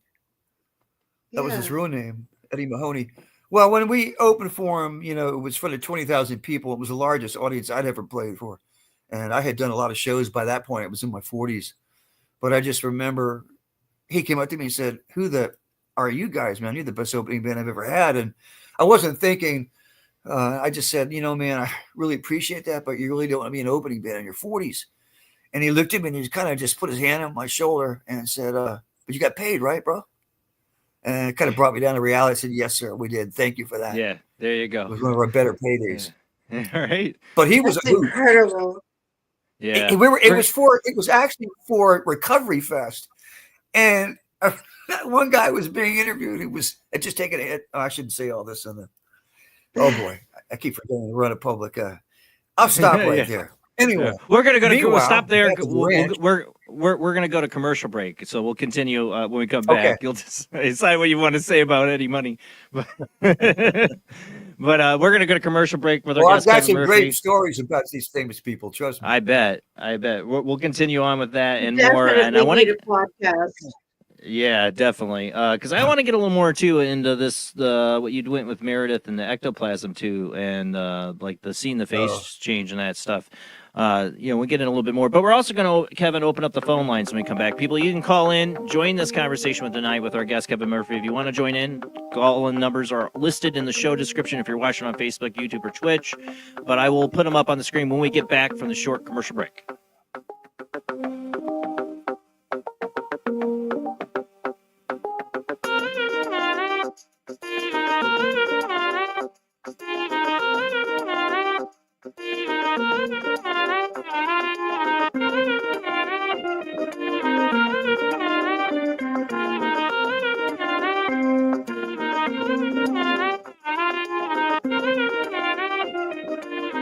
He is conducting an experiment into the combined effects of sensory deprivation and hallucinatory drugs. The subject of the experiment is himself. The experiment is out of control. Ken Russell's Altered States, a film that must not be missed, is in the West End now.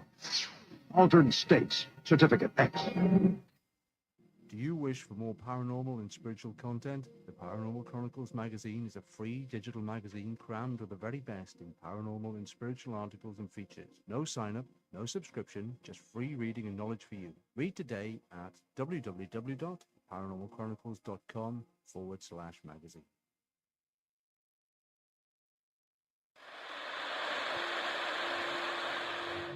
Join us every Wednesday night at midnight Eastern Standard Time for Weird Wednesday at the live stream with your hosts Jamie, the Living Dead Girl, and Rob, the Phantom, where we'll talk about all things paranormal, including zodiac, astrology, tarot card and oracle card readings, live ghost boxing and spirit communication, where we'll do voices from beyond the cold case files. So we hope you join us live on Facebook and YouTube every Wednesday night at midnight Eastern Standard Time. We hope to see you there. Bye-bye.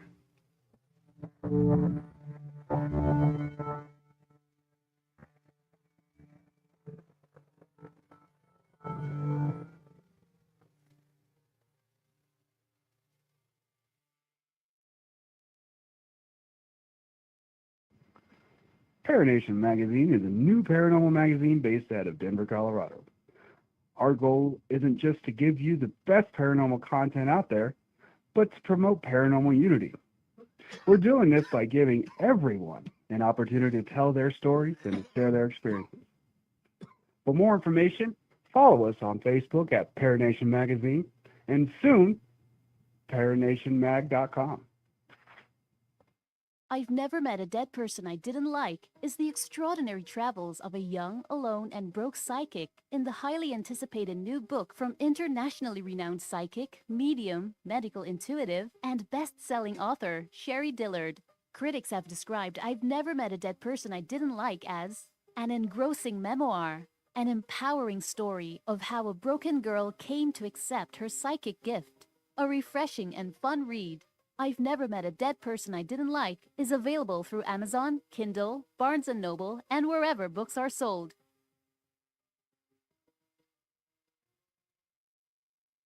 Wrote Spirits of the Dead with a pen dipped in warm blood. You will see the ultimate in terror with this important all-star cast.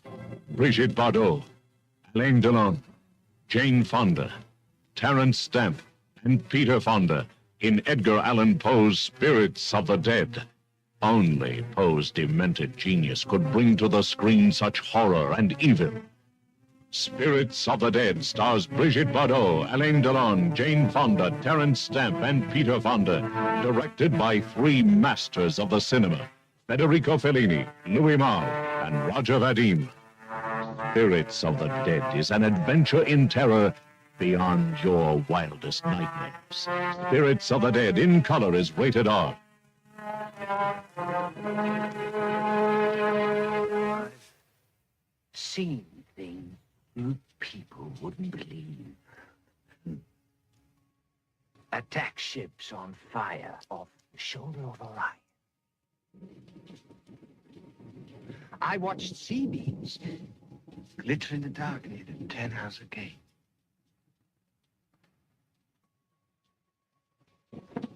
All those moments will be lost in time, like tears in rain. Time to die.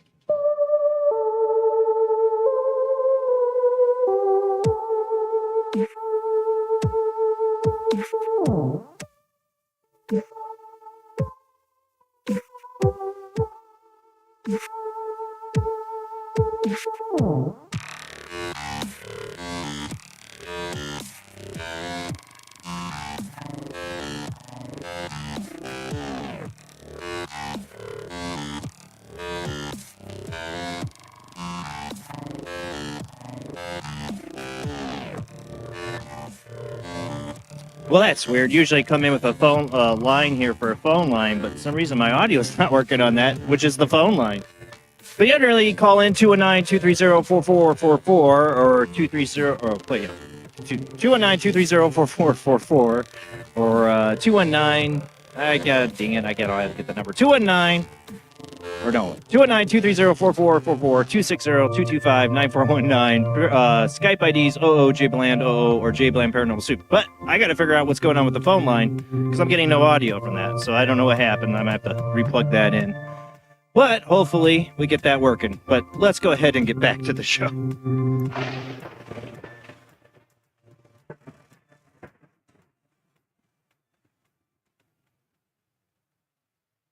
All right, phone lines aren't open yet because I got to test the audio on that. Give me 1 second, guys. Thank you, Kevin, for sticking with us here. Let me unmute you. There you go. But I got to figure out what's going on here. Let me see, because we're supposed to have audio there. Usually I play off my phone the little tagline. Let's see. Soup, bringing you the weird. That's what you're supposed to hear. You're supposed to hear Rob. Every Sunday night. Call into the show and join the discussion. That didn't happen, and that's my audio line for the phone, so that's fixed now. So let me open it up. You can call in if you want. The lines are now open. Sorry about that. I was like, what? I got no audio. All right, Kevin. So where were we? Meanwhile, back at the Skinwalker Ranch. Remember that old Western you see, meanwhile, back at the ranch? Anyway, I guess I'm dating myself.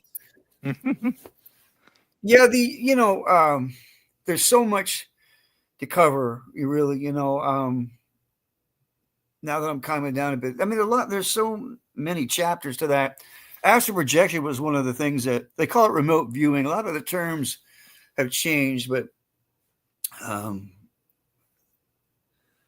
it's still the same fascination with. It goes back. I mean, in the historic beliefs, that the astral projection is a part of a lot of different philosophies. It's not just not even just Eastern culture. You can get into a lot when it comes to South American and all these other like Native American tribes. What they describe is remote viewing or astral travel. Right. I didn't mean necessarily to start there on the way back here for the rest of the show. I just was mentioning that there's so many facets of being in her presence was it was school, make no mistake about it, but it was in the coolest possible way, And I was a sponge, as most of us are at a time in our youth before encroaching disillusionment and the world starts to try and chip away at a sense of wonder. It was really quite an experience. And when I ended up going up to Long Beach, at one point her mother became sick. Her mother was also the gift, as Meredith called it, was passed down from mother to daughter, going back generations. But her own mother was a very strict Catholic, like my mother, and the gift freaked her out. Now, speaking of mothers, I think before I do forget, I wanted to if you don't mind, I wanted to talk about something I mentioned, and I also want to thank Monica Rollins and Barton Nunnally for having me on their shows. Those are people that right? And Josh. Well, I don't know them personally at all. I don't know them either. I've never talked to either one of them. But they're great. Josh just definitely great people. I just want to acknowledge their efforts. And Josh, these are the big guys, and is having me just sent me an invite a few days ago. Getting back to my mother. My mother was very gifted herself. And as I said in Monica's show, leave it to my mother to upstage me. My mother was always intrigued with her Irish background. And as you can imagine, growing up in an orphanage, denied the things that so many of us take for granted, she was almost obsessed with cultivating that, that knowledge. And she was so affected by what happened to her that when I returned from my 10-year stay in California to return to DC, she took a train up to Albany, to the home, and to where the orphanage, and made me stand in the exact spot she was in when the nuns told her mother was dead. So she was very affected by that. And in fact, such was the prejudice against Irish in that time that when my mother fell in love with her first love, the guy's mother would let him marry my mom because she was Irish Catholic. Yep. Just to give you an idea of the kind of climate we were in, So that being said, fast forward years later, I've been home from California for at least, I would say, 5 years. And my mother was had just come out of surgery. Nothing life-threatening, but it was serious enough to require surgery, and had gotten hold of me and asked me to come down. And she said, I'm going to be here for another day or so, but I want to talk to you. And I was afraid it was, the portent of something awful. But I was immediately relieved upon arrival when she told me not to worry. She said, it's good. I just wanted to talk to you. She said, now for once, I want you to not talk. Just listen, no matter how tempted you are to interrupt. And I didn't know what to say to that. And she immediately launched into a story that I'll never forget. She was coming back to work from lunch. And she worked for a law firm down in Washington, D.C., run by a father and son, Stewart. And wherever she had to have her lunch engagement was far enough she had to take a bus to get there. And when she was coming back to work on the bus, she stepped off the bus into a 13th, 14th, 15th century Irish village. I know how that sounds on the heels of everything else I just, but it gets better. A little tiny woman. I hope that I can visualize your followers diving from different directions. Like, you got to be kidding me. He was doing okay till he got to that part, but no. But we talk about this stuff. It's like a time slip or something here. We're talking about. Oh, listen to this, man. This is my mother was a strict Catholic. Never missed Mass in her life. Was always 5 minutes late for Mass every Sunday. She was, in fact, the rosary that I'm wearing right here was given to her by the woman that kept her safe and relatively sane in that place, my godmother, Sister Mary Assumption. So my mother was very into being a Catholic, very into being Irish.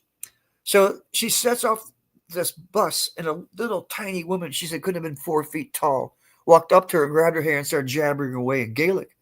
And my mother hadn't spoken it. And the orphanage, they had to speak English. And it's mostly Irish kids there, mostly Irish nuns. Anyway, at that time. And but we were not encouraged to speak their native tongue. And in fact, in Ireland, they were discouraged to the point of, they were threatened with death. Did everything they could to break the culture. And which did nothing but make the Irish more pissed off. We're talking about 1,000 years of being in a colony, always in revolt. So anyway, that being said, she's listening to, and I could only pick up a few words, but I knew that it was some sort of welcome and a blessing at the same time. And she took me by the hand and walked me through this village. And I said, well, what was he? Said, well, it took me a little stone and thatched roof, huts. She's just as primitive as you can imagine while she's jabbering away the whole time. And mother said, I just really wished I had been in an environment where I could have kept the language up, because I could tell that she really was trying to get something apart to me that was important. And after what seemed to be to my mother to be about somewhere between 7 and 10 minutes, she found herself in exactly the same spot she was when she left. When she stepped off the bus. And at that point, this little woman waved her hand in this kind of salute benediction thing. And then everything disappeared. And my mom was staring at sidewalk and buildings again. And then she hears the bus pull off. And what she thought was 10 minutes was more like 10 seconds. Now you can imagine my reaction to that. I said, Mom, and I was looking around the medicine bottles, and she said, no, there's nothing wrong with me. I'm not under any kind of influence or anything, I said, Mom, with all the years that I've spent, and at this point, I had to be close to 40, in pursuit of metaphysical, knowledge and my whole life basically devoted. Why didn't you ever share this before? And she said, I want to be a good Irish Catholic boy and not chase this woo-woo stuff. I said, how can you have an experience like that? It resonates like that. And then she got all flustered and said, I just want you to never mind, And that's how that ended, And I meant to tell you about, about Meredith. And my mother came out. This is kind of a reflection not only of Meredith's ability, but you can imagine my reaction to that. Before I get into this other chapter, I was just had so many questions, and unfortunately, she was never able to offer me any more detail about the experience, other than that, it was as real as you're looking at me and I'm looking at you. Yeah. And I remember it seems when like I said time slip, though. It also seems like a location. A lot of times time slips happen where somebody walks in and it's that location's history, but it seems like she was slipped to a whole other, like back to Ireland even or something like that. That's what it sounds like. What resonates most profoundly, as you notice, was the lapse of time. Yeah. Oh yeah. The difference in time, And I remember when she came barreling out to see who her little boy was shacked up with, when she came out to meet Meredith, the medium. I hadn't been there, I don't think, a month when Mom flew out. And in the middle of dinner, we went out somewhere in Newport Beach. Meredith just said, without warning, oh, by the way, why didn't you tell Kevin about his Native American heritage? And I was under the impression I was Italian. My mother said, for years, no, the reason you can get dark, because my mom couldn't tan. And I don't know if pure Celtic people, either white or red, if they can tan, there's something else in that blood, that allows that to happen. They have the highest skin cancer in the world. And my mother had to carry a parasol to go to lunch. It was, and she loved, being outdoors. So I always kind of felt frustrated for her. But I got dark. And I didn't get an olive color. And I never thought when I was younger to bring this to her attention and ask her. It was always this deep copper brown, like a reddish brown. Well, I would get red like anyone in the beginning and then would really darken very quickly. So I'm looking at like the R.C. Victor dog at my mother and then Meredith and my mom she got red as a tomato, but she didn't she got regained her composure pretty quickly and said, I don't think it's any of your business, Meredith. And Meredith said, you're right. It's not, but it certainly is his. But it wasn't for another 20 years when I was diagnosed with the first of a couple of cancers I've had that my mom told me the truth and how difficult it was to raising, a kid, a single mom in those days, coming off of the kind of racial prejudice stuff that she had dealt with as a youngster. And the climate that we were, where African-American people are woven so intricately in the fabric of my world that if that culture and life was yanked away, my whole entire world would collapse. So all of that woven together in this metaphysical and the cultural gumbo, as it were,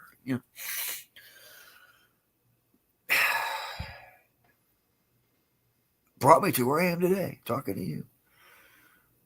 So, yeah, my mom was an enigma and a paradox in more ways than one.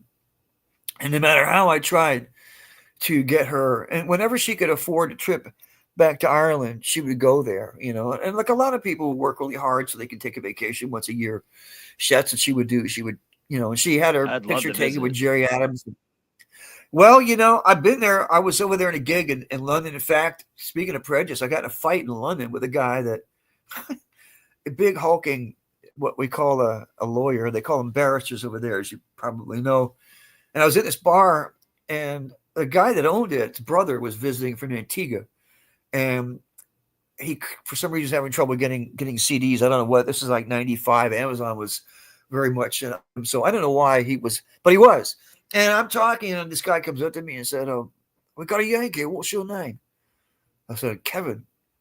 He says, Kevin what? I said, Murphy. He goes, oh, an Irishman. I said, well, I was born in America. My mom said, we call you people the niggas of Europe. I said, what did you say? Watch what you say on YouTube on that. Don't say that word again, because we could get big trouble. Yeah. I know. Just say anyway. Yeah. That's what he said to me. And I said, what did you say to me? Yeah. And that precipitated a huge fight, which I got bet him it thrown did. out. And sequestered me at the end of the bar, where I was able to get a conversation with his brother, and walked away mailing him several CDs, which 2 weeks later got me an invitation to get 2 round trip tickets to Antigua, where I was able to go and visit and have an amazing time. But yeah, prejudice is still very much alive. No one needs to be told that here who is of color. We still battle with that. And it's the one thing in this world that, is stupid. If I could, it's the number one if you could do away with racism, we do away with so many evils at once, Right. And it's the one thing I feel strongest about. It's just the stupidest concept to me that it's the complete forgetting the one thing is that we're all human. We're all human. Don't matter what skin color we are. And we're all on this planet together, like it or not. And we got to get through it together or we're in big trouble. And you're taught it, because I'm an early childhood teacher. I've worked with, small children, early development. They all play together. They will play with any doll. They don't They will judge. play with any child. They don't care. It's until they get older. You have to make them stop playing with each other. You have to make them stop playing. They're taught racism spread through the it's taught. The way I look at it, the creator created an intricate tapestry. And the diversity of it ironically reflects its commonality. If you think about it, because at the core, we all spring from the same source to return to that. Exactly. And along the way, we're here to learn to love one another. It's easy to have a more philosophical attitude when you're not on the firing line, as people of color still are to this day. And they're still shooting brothers down in the streets like they're dogs. I can't even believe it, but it's better than it was. I can attest to that because I was there. Yeah. I'm sorry if unwittingly done something a faux pas on your show. Please forgive me. No, it's all right. You're just trying to. I feel sad. I feel sad for stopping you on it because you should be able to tell them your experience, but the algorithm. No, I wouldn't fit into the world, brother. No. This is it's a stupid AI algorithm will catch you saying that word and be like, oh no, and that's all it is. Nothing you do wrong. Censors. Yeah, no, you're fine. But I just have to watch out for those. We keep it PG-13 for that reason, because I don't like the algorithm to tag me for stupid stuff. It's like you're just trying to tell your experience. I'm not mad at you for it at all. Yeah. Because the people say those words. What drives me nuts is when that generation, the younger generation. I almost sound like I'm old and I'm not, but the younger generations use that word all the time, and like own it, I guess. But I hate hearing it. I hate hearing it from anybody. You kind of got to prove that. The only way you get to use that word is if you pay the same dues. It's like white people that watch Dancing with Wolves and suddenly discover a Native American grandmother in the bottom of a third shot glass and then show up at the res wearing a feather in your hair. Or you're Elizabeth Warren. You don't get to. If you live on the res, you pay the same dues. But white kids that using the N word because they think they're down with it, and most of them never go on a day in their life. I don't, but that's what I'm saying though. I don't. Even Yeah. my friends that are black that you've used that word. I have a couple that would never use that word, but I've had friends that do, and they're black. And I hate it. I hate anybody to use the word. It's different. They can say it if they want. I'm a freedom of speech guy, but I don't like hearing it. It's different if they're. That's much different if they're doing it. It's it's a whole different dynamic. It's a it's a salutation and a celebration at times as well as an acknowledgement they own it. of a It's like civil rite of passage. That we're not. The closest you get to that is loving somebody that is going through that. Yeah. So what anyway, I teach I try to teach my kids, like I said, racism's taught. I try to teach my kids is that you don't know what it's like to be in somebody else's shoes. Show compassion.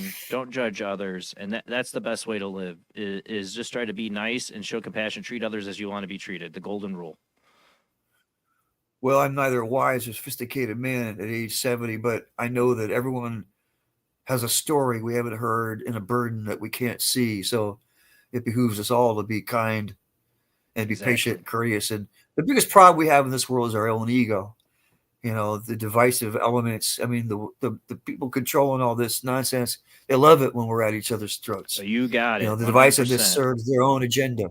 Yep. So, it comes down to pride and humility, compassion and humility. Being I don't know where you want to go. People. Just being mindful. What's that? Being mindful Yeah. of people. Yeah. Well, you're going to say where you want to go next. Yeah. Because you got a lot of experiences. We're going to get them tonight. I'm still really into the Meredith, what happened with with these events you saw when she was invocating spirit, basically, is what she's doing. Well, the as compelling as the images were, I mean, and every night they were equally profound and defined. I closest, at the time I said, when I asked her, I said, why are they so beautiful? I don't understand. When we had that conversation, she said, well, you always trust your instincts, but you make a point. Why would all mediums, if all mediums are or a lot of mediums are tuning into me, because you get a receptive vibration, similar vibrations respond, that's the universal law. But at the time I was 21, all I knew was what I was seeing was beyond words, the beauty that I was witnessing and the profundity and detail of the visual phenomena was just incredible. The colors. And when it got to the point where the gargoyles and werewolf-looking creatures started to manifest, I think in any other context, it would have been terrifying. But the vibration, I keep coming back to that the person she was, and the room that we lived in, the small place we lived in, was just permeated with a vibration of peace. A few times that friends of mine came over during the short few months that we lived there, almost to a man, they remarked upon the vibe, so to speak, in the room, quote unquote. And that was just, expanded upon, as it were, intensified when she did these prayers and invocations. And that's why I never felt even vaguely discomforted by the phenomena. And when I asked her about nature spirit, she said, and this is well before the internet where you could find out so many things. So I had to go to the library to learn about these things, but I had read about a lot of these things because I was so into mythology. So a lot of the things, I was seeing you can describe the fairies and gnomes and any number of denizens of the metaphysical world, and dimensions piled upon dimensions as we are in this universe. some were able to weave in and out of them, as you know. And that's another reason why I think there's so much going on in our world. I think there's a lot of ritual magic being practiced both by adepts and people that are not so adept. Right. You remember that cartoon of Fantasia where Mickey Mouse has got the wand and he's right. A lot of idiots like that creating all kinds of havoc. But we live in amazing times, just incredible. I think there's an old Chinese saying, "May you live in interesting times." Well, we certainly are doing that, aren't we? Yeah, I've been studying a lot of the stuff about you talk about ritualistic magic and the ritualistic abuse survivors. Recently, I've been really getting into studying people's accounts of that, living it ritualistic abuse survivors or satanic ritualistic abuse survivors. People have gone through living with people that do this in secret. People you would never guess or know. They even people who claim to be Christian are secretly doing, saying that their parents were secretly abusing them in ritualistic practices. That there are people that commit dark magic and dark rituals. The Vatican holds probably more metaphysical works, grimoires, and things than all the rest of the. You know what I mean? So, who knows what? Are you familiar with the Rendlesham Forest, what they call the English Roswell? Yes.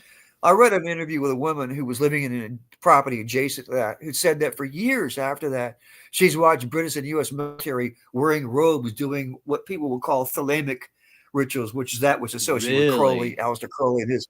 And the U.S. and the Navy has been doing any way to get a leg up on the enemy, so to speak.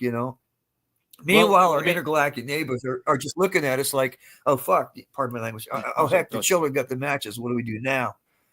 So it's all manner of chaos and wonder abounding in our world, and it behooves us all to, Lister Crowley, like I said, mentioned lean into your faith. Lister Crowley that you mentioned. I mean, he worked for MI6. The early version of that. During World War II, because there was so much occult stuff going on with the Nazis and the Thal Society. They used back channels into that with people like Aleister Crowley. Well, so, I mean, the guy Jack Parsons, magic. Yeah, go ahead. Sorry. The guy from our rocket program, Jack Parsons, was an acolyte. Was one of Crowley's. And if you look at von Braun and his mentor Oberth, when they talk about the rocket program, how they got there, they said we had help, from our interstellar neighbors. But I'm trying to remember where I found the one reference of von Braun's to more occult or arcane information. I shouldn't even quote it if I can't remember it. So, but but Crowley for sure, and there was a lot of magic being practiced on both sides, during that war, and it's continued to this present day. Right. I don't know if you're familiar with. Are you familiar with a show called Cosmic Disclosures that's on?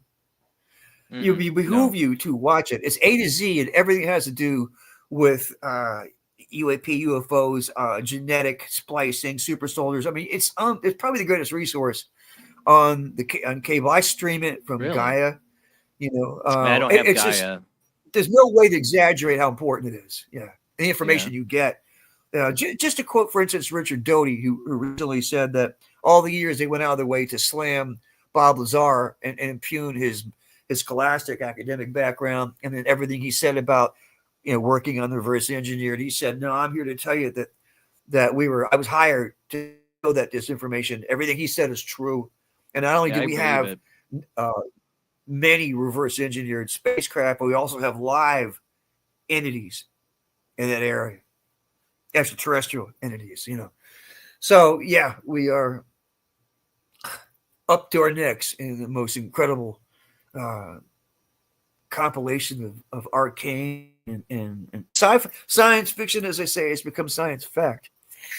Yeah. And where the spiritual, so-called spiritual or occult intersects with science fiction is, it's an interesting conversation to have, Well, they talk about disclosure happening and all that. And I said, I don't think they can. I don't think they could disclose if they wanted to, because I think there's so many facets to this that they don't have even a place to start. You know, Well, that the money is the biggest one. Yeah. The money is the biggest one. That's everything in our world. The banks, the powers. I mean, that in the world, everything is built on the oil. You know, the mode of locomotion that generates our world, man. I mean, if you knew there was an alternate form of energy, would you be paying $50 at the pump? You know, like, Right. I mean, I've talked about this on the show all the time. That's the biggest obstacle is sheer money. And we could talk about the rest of it for many, many shows. I'm trying to do justice and get back to whatever you want to know about Meredith. Meredith was the real deal. And people came from all over the world to talk to her and ask her questions about loved ones and stuff. The stuff that I saw manifest in the room was just the tip of that metaphysical iceberg, as I said. And it eventually led to my own astral projection experiences. But I don't know really where. We want to get into that. I want to get into your experiences of astral projection. What I want to say though about Meredith, it seems really interesting about that experience with her face changing and all that. It kind of reminds me of. Are you familiar with the Smashing Pumpkins, the band? The band? Yeah. Billy Corgan. Billy Corgan. Yeah. I actually, I grew up around Michigan City, Indiana, and Smashing Pumpkins was a band my friends were friends with. I was in a band and a singer, and friends with a bunch of other bands in local Michigan City, and they were friends with a band called Salo Salu. And so I knew people, and I met a couple of the band members. I've seen that band so many times. Billy Corgan's told this interesting story about meeting a woman whose face changed, very similar to what you saw, but hers was not human. Hers turned into a reptilian. He's given this interview twice. He's talked about this. Well, all I saw was something vaguely on what's his name show. The guy who's been on forever has what was the first show that Corgan revealed this? The talk show guy. It wasn't Howard Stern, was it? I don't think it was. It was some. But he didn't go into depth. I think one of them was Howard Stern, though. That's what I saw, but he didn't go into detail. He didn't go to detail in the interviews I pull up on the web or what I saw on the Howard Stern. He did not go into detail, so maybe I somehow missed it. But he didn't go into detail that I saw. I mean, nothing. Yeah. I mean, I could tell you is all the. He didn't. He's talked about it very briefly both times, and he doesn't give you a lot of detail about it. You're right, but the main premise of it is that he saw the face change into this, he said not human. I think is his terms, but at one point, listen, if this is true, and I have no reason, I believe. I mean, my gut told me he was totally being 100% real. Yeah, and I do too. That being, assumed, then we could probably also assume that whoever revealed themselves probably said, you can't be running around talking about this to everybody. I mean, maybe that was one of the conditions that even happened. I mean, I was under no such constraint, or I wouldn't be talking to anyone.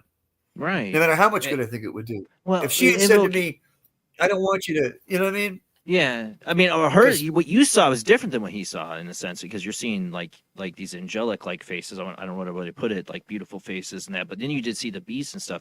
What reminds me of is I did when I was doing the meditation things. I had a cousin of mine I'm really close to, and at the time we were really close, and I was talking about trying to show him how to do meditation. We did this candle meditation, and he freaked out because he saw my face change. He saw my face change into what he described like a gray alien, but you look blue. And he said there was these lights all flying around him. It freaked him out. Well, you know what, man? I've noticed since that happened with Meredith, in the years that have gone on, I have been around certain people at certain times and watched a degree of this start to manifest. It never went anywhere. Oh, yeah. And I think it's, I'll tell you something funny. When this was going on, I was getting this buzz up here with the pineal, that gland, what they call the third eye, but I didn't know what it was. I had seen the reference in various texts. But when she was teaching me how to the first astral projection technique, she showed me, I kept getting frustrated because I said I can't get any further than this feeling like I'm levitating, like in a bathtub, not levitating, but in a bathtub where you're the weightless. That's as far as I get. And she said, well, that really surprises me because after the things that you disclosed to me, I thought you would be a little more advanced. And I said, well, there's only thing I can else think of is this funny pressure I get right up here. And she said, right there? I said, yeah, right here. She started laughing. She says, oh, nothing's happening. Your third eye's over there, but nothing. She started being sarcastic, but in a cool way. And then, I was summarily encouraged to continue my efforts because I had been practicing this technique for a minimum of an hour a night, every night, for weeks, and had not gotten any further than what I just expressed until one night when I was up we were talking about how, we talked about molecular, basically transfiguration. And after practicing this technique for, I don't know, I would say at least a couple of months, we had moved up north. She moved in with her mom. I got a room in the YMCA, which was renting cheap rooms at the time. I had been practicing this technique. I went across the street to get something to eat at one point, just frustrated by my lack of progress. As I walked into the Denny's, and I'd never heard of Denny's till I went to California. I walked in and immediately felt like I had was coming on to LSD or something like, because everyone's face had that distorted look. And at those days, there were payphones. So I grabbed a payphone and I called Meredith. And I said, what's happening? She had to try to describe what was going on. And she just started laughing. And I said, what's so funny? I got a great sense of humor. And she said, look, you wanted to peer behind the veil, and now you are. So just calm down and go back to your room and either go to sleep or not. And tomorrow night, when I do a double shift at the hospital, come over and sleep in my apartment and try the techniques over there. Talk about a self-fulfilling prophecy. The very next night, I fell asleep early for me, 10:30. And I woke up 3 hours later at 1:20, which is interesting. The time I was born. I was born at 1:20 on October 12th. The same day as Aleister Crowley, as fate would have it. Talk about a dubious distinction. Anyway, I woke up and I felt like someone who, and this happened to me once. I took some LSD and didn't get off on it, and I went to sleep. I woke up tripping my brains out. Anyway, so I wake up, and I'm not tripping full on like that, but I looked around, and the lighting of the place looked like it does when you're first coming on to a psychedelic.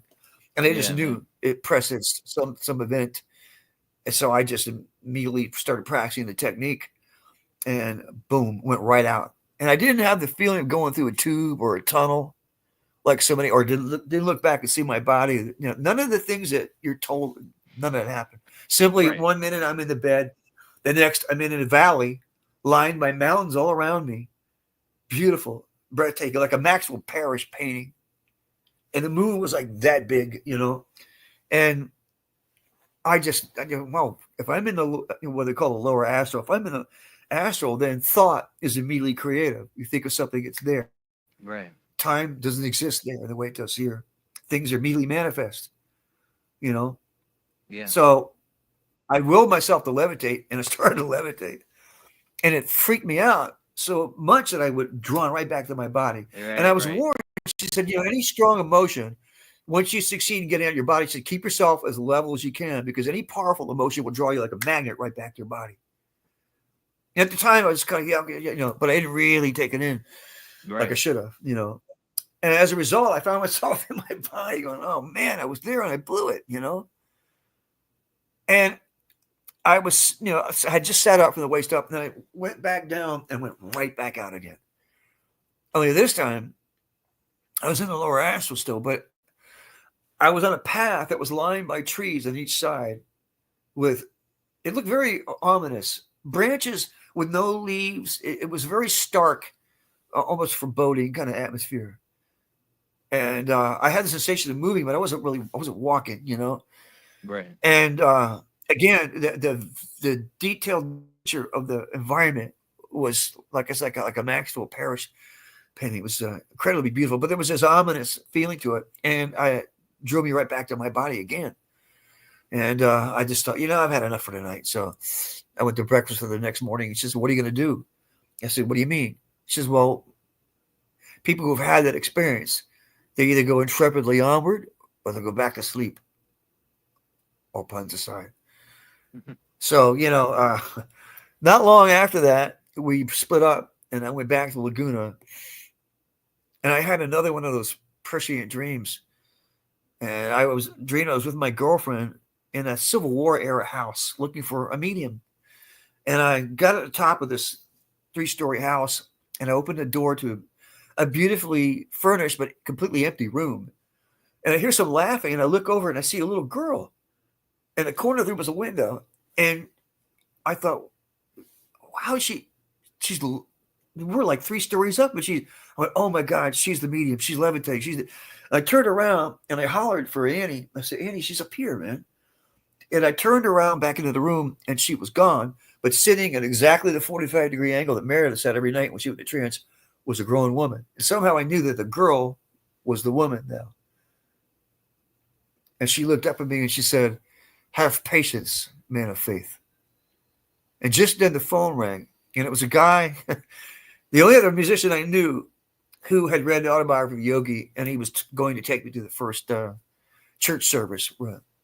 So, and as always with these dreams, I have them at around 9:20, somewhere between 9 and 9:30 in the morning. In fact, after not having any for a couple of years, I just had another one just before Christmas. I was starting to think that, I'd had, all the gifts I would, but I had another profound one. But I don't know. I'm not trying to orchestrate I don't know where you want me to go with any of this. I'm just trying to be as candid about the things that happened. No, that's your experiences that we're hearing, and it's fine. And I feel bad if I interrupt you. Sometimes I got questions about these experiences to just get into further kind of detail. But with this, so you started to. Well, I had to go on Monica's show a couple times to get much I saw of it she done, had you back on, right? Yeah, which we could have to do that here, but the whole thing with the astral projection. Your viewers will let you know. Yeah. Well, they already said they I'm want you sure. back on. So, but with the astral projection, so she taught you like a technique to help you do Very this, simple. to be able to Libra. You just focus on your heart, and you get as calm and as still until you can feel your heart in different limbs of your body. And it's funny how every belief system where we talk about getting deep, going within, talks about being still. And what does it say in the Bible? Be still and know that I am. Mm-hmm. When you do any kind of meditation, any real techniques that are not mantra oriented, that involve breathing, and silence is where it's at. Why I don't get to meditate very often, because the only time I get silence in this house is when everybody goes to bed, and by then I'm too tired. You're a father, right? Right. That's why the show's late at night, because everybody's in bed. And let me share this with you, because like I said, I'm not endorsing I'm not running for office, man. You think the country's in trouble now. But the beauty of the techniques, Yogananda came to this country to show the unity of all major religions. Contemporary Judaic, Christian thought, and Hinduism, Buddha, that was all just different interpretations of the same one truth. What differs in the East is they hand out, I say there are certain teachers that teach the techniques of pranayama, or qigong as they call it, and the Chinese. And I learned, my teacher was Taoist. A lot of people learn Shaolin Kung Fu, which is Buddhist, the animal forms, monkey, tiger, crane, but snake. Taoist is good in the qigong.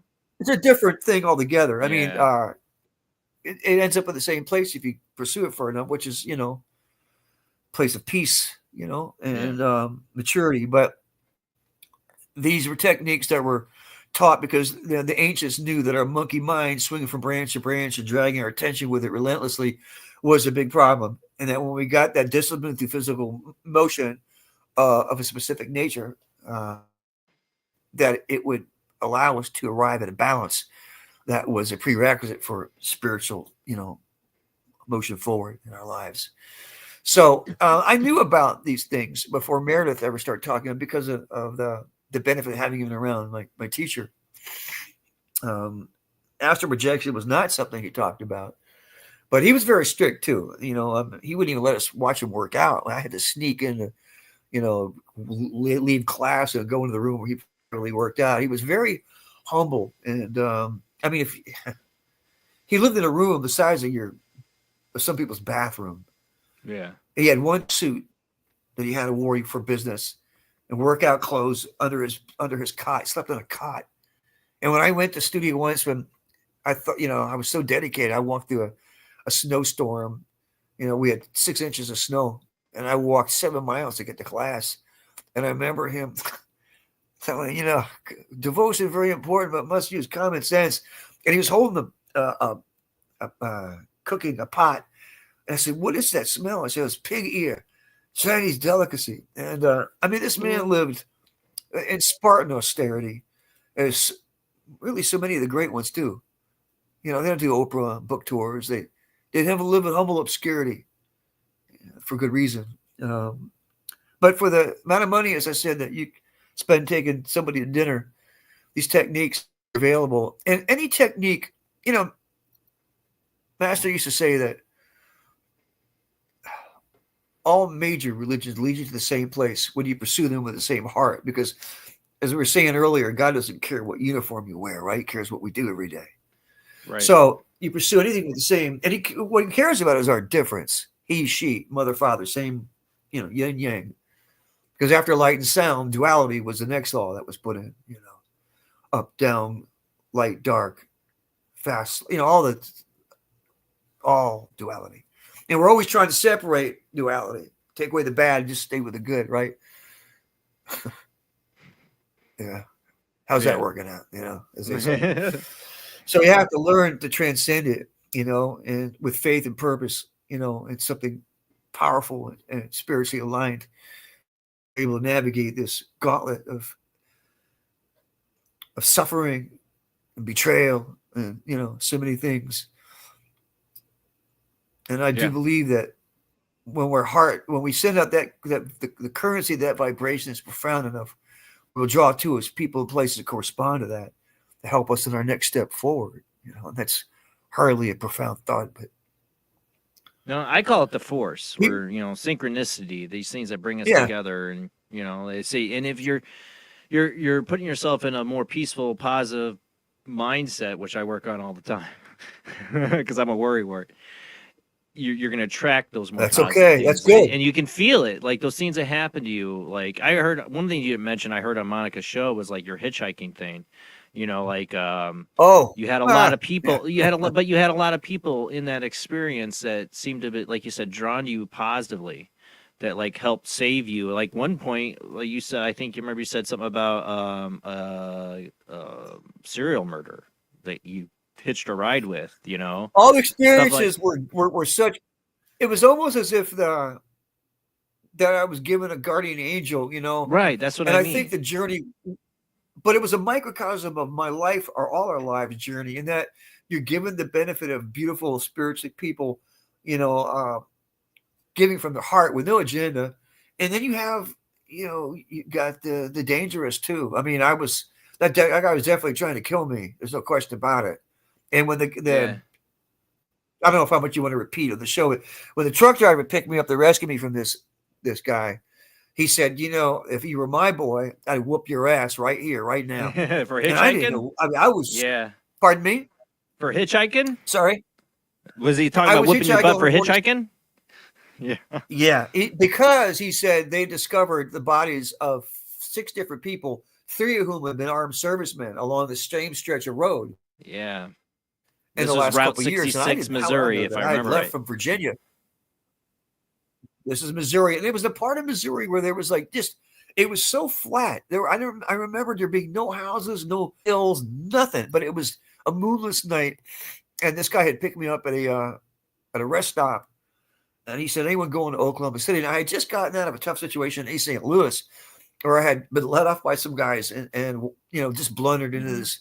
Oh, I'm in East St. Louis, okay. And I went to a soul food place, and these guys were clocking me, and having worked in places in DC that were so tough that they used to have to send me home at lunch and give me the money for the whole day. That's how rough it was, and how cool they were to me.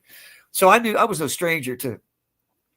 So this older guy, his brother must have been about my age now, walked up to me and sat down opposite me as I was eating. And he saw me take a steak knife and stick it in my back pocket. He said, "That ain't going to do any good." And he just said, you come with me and I'll walk you out and come to my car. You talk about having to be trusting, Yeah. But I just could tell the guy was a good guy. And He was trying next to time what protect happened, you. we finished our meal. We chatted a little bit. We finished our meal. He waltzed me out of there right past these guys who definitely were they were looking to tune you up. Yeah. They were doing all of that. And I guess I'm looking back in retrospect, I'm grateful that they didn't try, because I remember saying something to them, because I was just doing the math. There was like 5 guys and just 2 of us. And I remember him saying almost offhandedly, like asking me for a cigarette or something. He said, "Oh no, I got something for that," And I think he was strapped, but I don't know. But so he walks through his car, nothing happens, and he drives me along, chats me up until we get to a freeway exit further down, still in Missouri. And the next cats that picked me up were 2 musicians, also African Americans. And the minute I get in the car, they're playing the Allman Brothers Live at the Fillmore, so I knew I was in a good place in ways. One, good music. And they took me to the next rest stop where I had the experience with this knucklehead. And he drove through with a Volkswagen Bug, and saying, "I'm going to Oklahoma City, but he's a rider." I remember you brought up Tex on the show from Tex from Front Porch. When you said Volkswagen Bug, he's like, "Is it Ted Bundy?" Because that was his serial killer ride. And he tried to show some pictures, but I don't know. Yeah, this guy at the time was older than me, and I'm 70 now, so he'd be 80 now if he was still alive. But he was crazy, a pair of waltzing mice.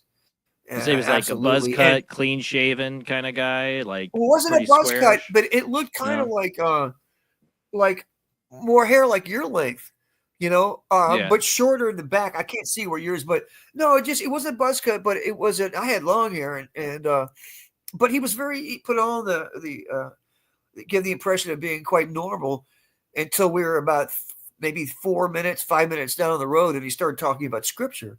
And the more he talked about scripture, the more animated he got. The more animated he got, the faster he drove.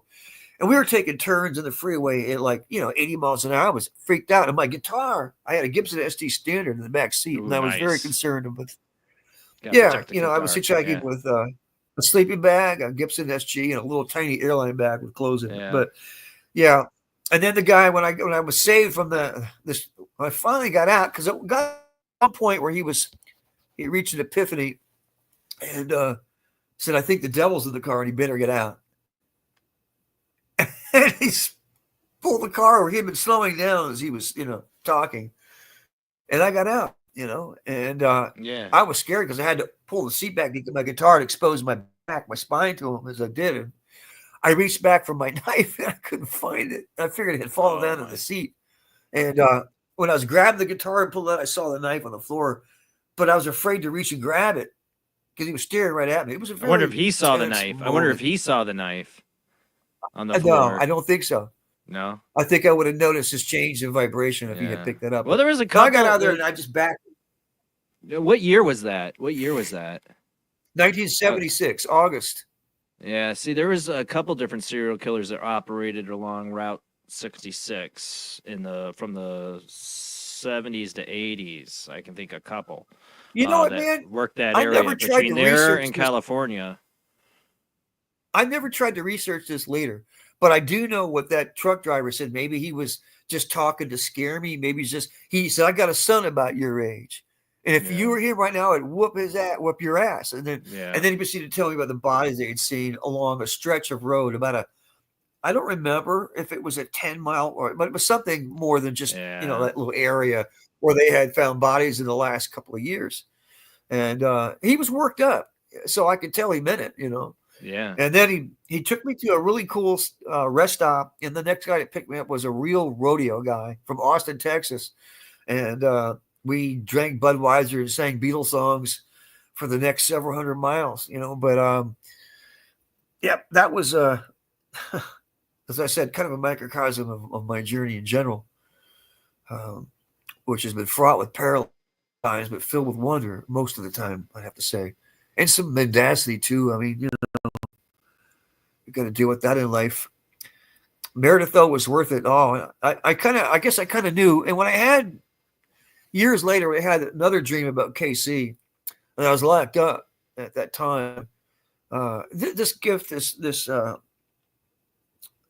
I've often tried to figure out, why me, I mean, it's not like I I was able to acquire a lot of money or any of the things that people, whatever you envision is what you would want most in life by virtue of this. But it was the kind of thing that if you're a person who is searching spiritually, then these dreams are they speak for themselves. And I often wondered, about the fortune of having it, and the responsibility I felt to do something with my life that would reflect, in some way, I guess to maybe justify, in some way. Yeah. Because these things happen just at a time when the dreams come to me when almost always when I'm going through a difficult or challenging time. Yeah. And, I've had that experience too. And I just had one, a few weeks ago where I was being pursued by humanoids in the forest that were trying to kill me. And I run into this Ranger Halleck guy with a uniform, the hat, the whole bit. And you know how wacky dreams are. And I said, I got to get out of here. Can you get me out of here? So, and he pulls like $1 out of his pocket. I said, man, I don't think that's going to do it. And he smiled at me and then comes out of his pocket again. This time his hand's full of money. It's fallen off. And I said, that'll work. And I wake up. Now, this time I was contacting my boss at chess.com, talk about getting my job back or was thinking about it, And he said, I'm going to send you some dough for Christmas. And I found myself looking for that card every day. And that's how tough things had gotten. And it didn't come. And right when I woke up from that dream, my girlfriend was coming through the door with a smoothie. And I knew that I had that special feeling I get from those dreams, but I wasn't able to work it out yet what the portent was. And as she sat down and I was sharing the dream with her, I get a text on my phone. And it's my boss telling me he just sent me $1,000. Yep.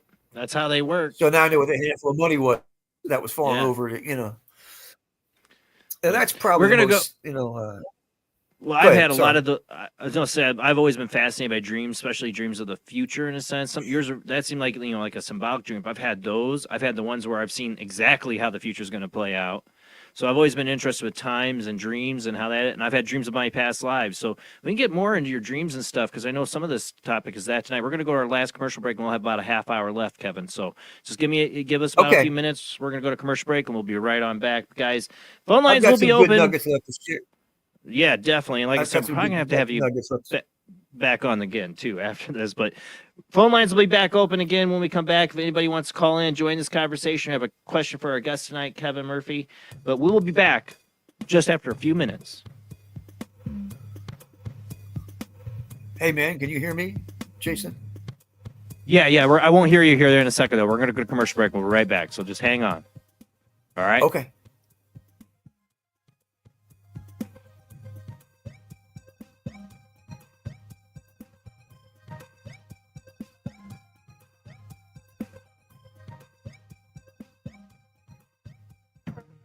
Intercepted transmission of unknown origin. Transmission? Out here? SOS. Human. Alien. Certificate X. Exclusive engagement at the Odeon Leicester Square. Now. Any systematized transmission indicating a possible intelligent origin must be investigated. In space, no one can hear you scream.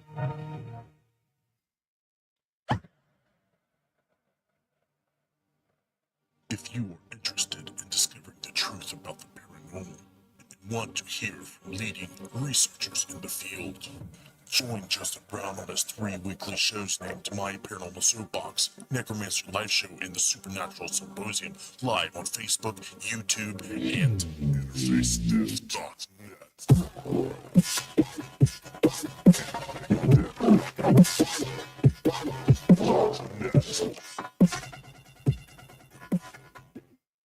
This is an APAC studio presentation.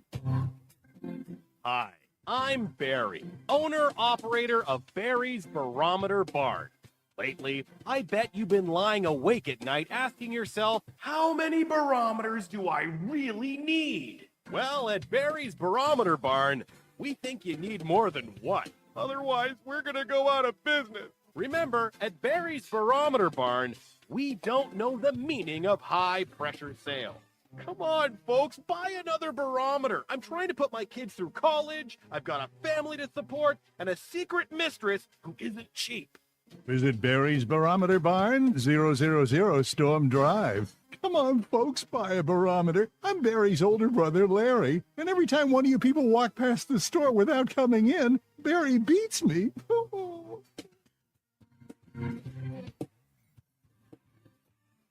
This has been a presentation from Tim Morgan's APAC Studio. For more almost professional amateur comic studio content, visit the APAC YouTube channel. Search APAC 2002. That's APAC 2002 on YouTube. When Alex Gardner is asleep, he has an extraordinary gift. The government wants it, the scientists want it, but to keep it may cost him his life. It might be better if Alex didn't sleep at all, but he cannot resist entering the dreamscape. Can you? See Dreamscape in the West End and all over London now. Certificate 15. It takes an extraordinary adventurer to enter the dreamscape. You intrigued by Paranormal Talk Radio? You'll love the new Paranormal Radio app from Talkstream Live. You'll find a great selection of talk shows covering UFOs, ghosts, strange phenomena, and much more. Download the Paranormal Radio app now and start listening to the very best in paranormal talk entertainment, including the network you're listening to right now, the Paranormal Radio app. Free in Google Play and the iOS App Store. Join us every Wednesday night at midnight Eastern Standard Time for Weird Wednesday at the live stream with your hosts Jamie, the Living Dead Girl, and Rob, the Phantom, where we'll talk about all things paranormal, including zodiac, astrology, tarot card and oracle card readings, live ghost boxing and spirit communication. We'll do voices from beyond the cold case files. So we hope you join us live on Facebook and YouTube every Wednesday night at midnight Eastern Standard Time. We hope to see you there. Bye-bye.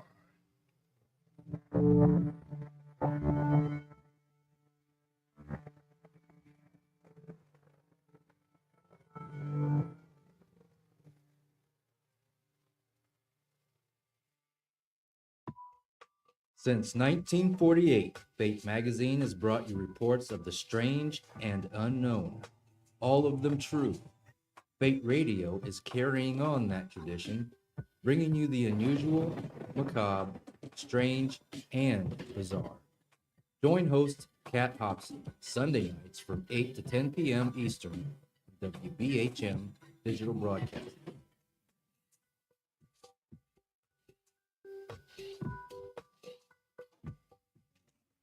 Heat 'em up. Do, re, he gone.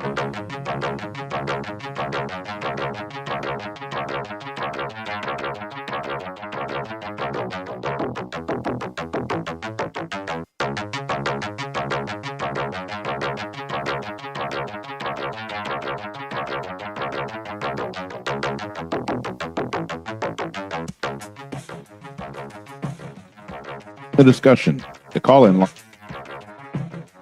are 219-230-4444 or 260-225-9419 or by Skype caller ID OOJBland00 or JBland Paranormal Soup. And now to your host, Jason Bland. Well, that audio intro was messed up there again.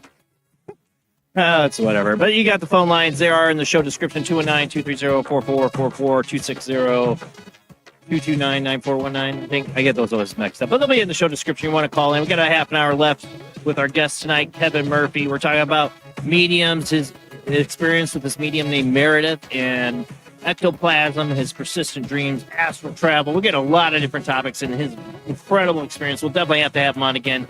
A lot to get to, a little bit of time left. Let's go ahead and get back to our guests.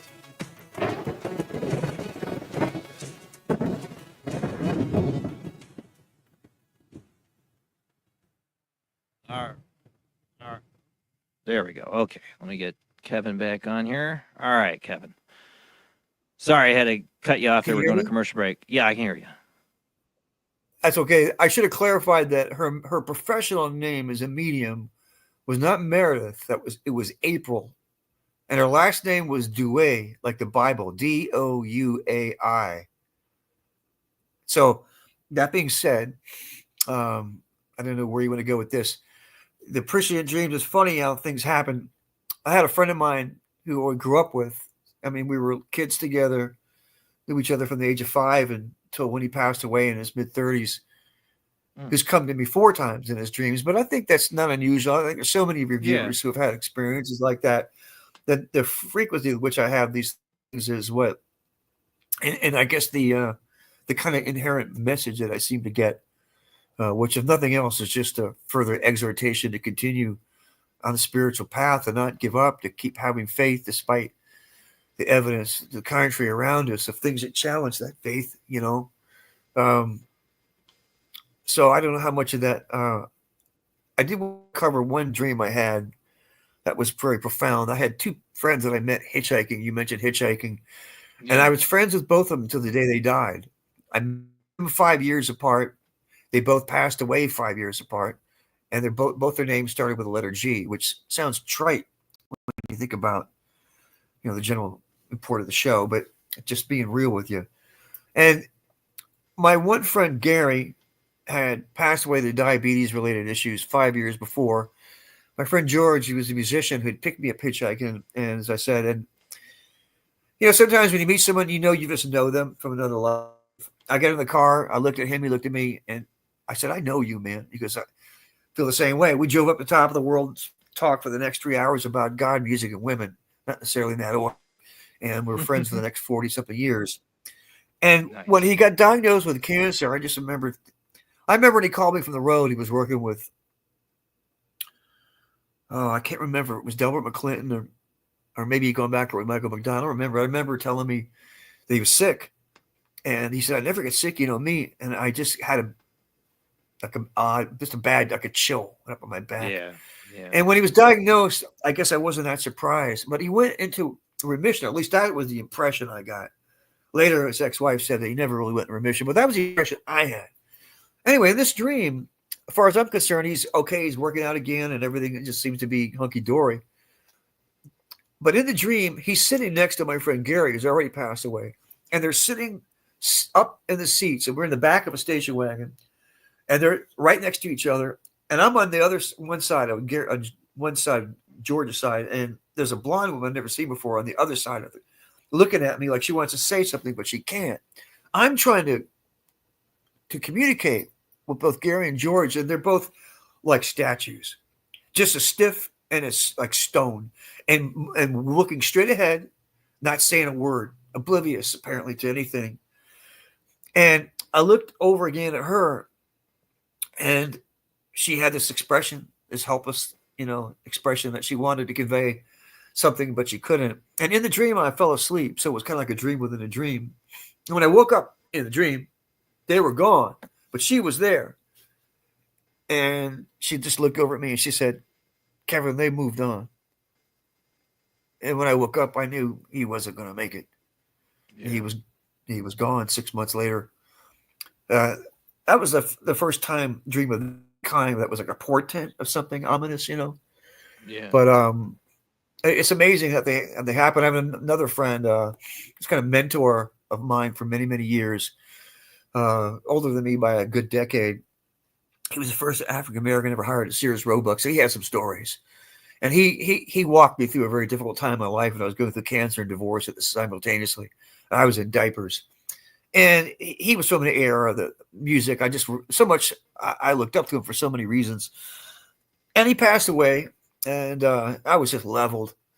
But we used to have a lot of long talks like the kind we're having tonight about God and the purpose of things.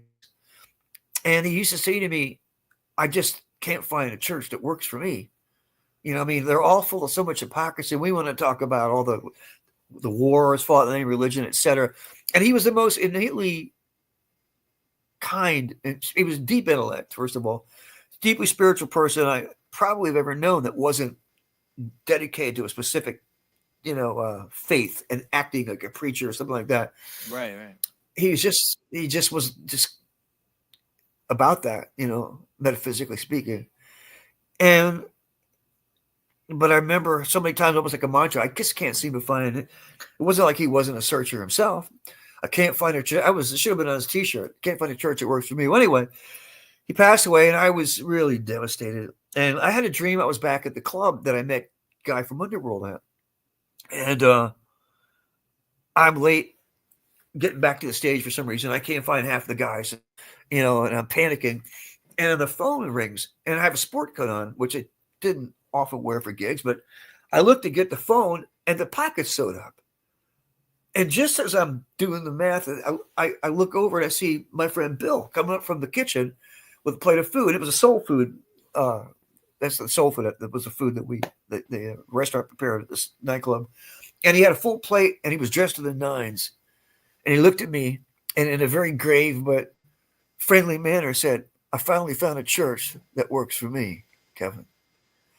And just then I woke up, goosebumps everywhere, Anyway, What do you think he meant by that? Like, he finally found a church that worked for him. I think that he went over on the other side, and as we continue, on the other side, there's nothing. It's like you're in the next room, but there's still all the things that are you are still there.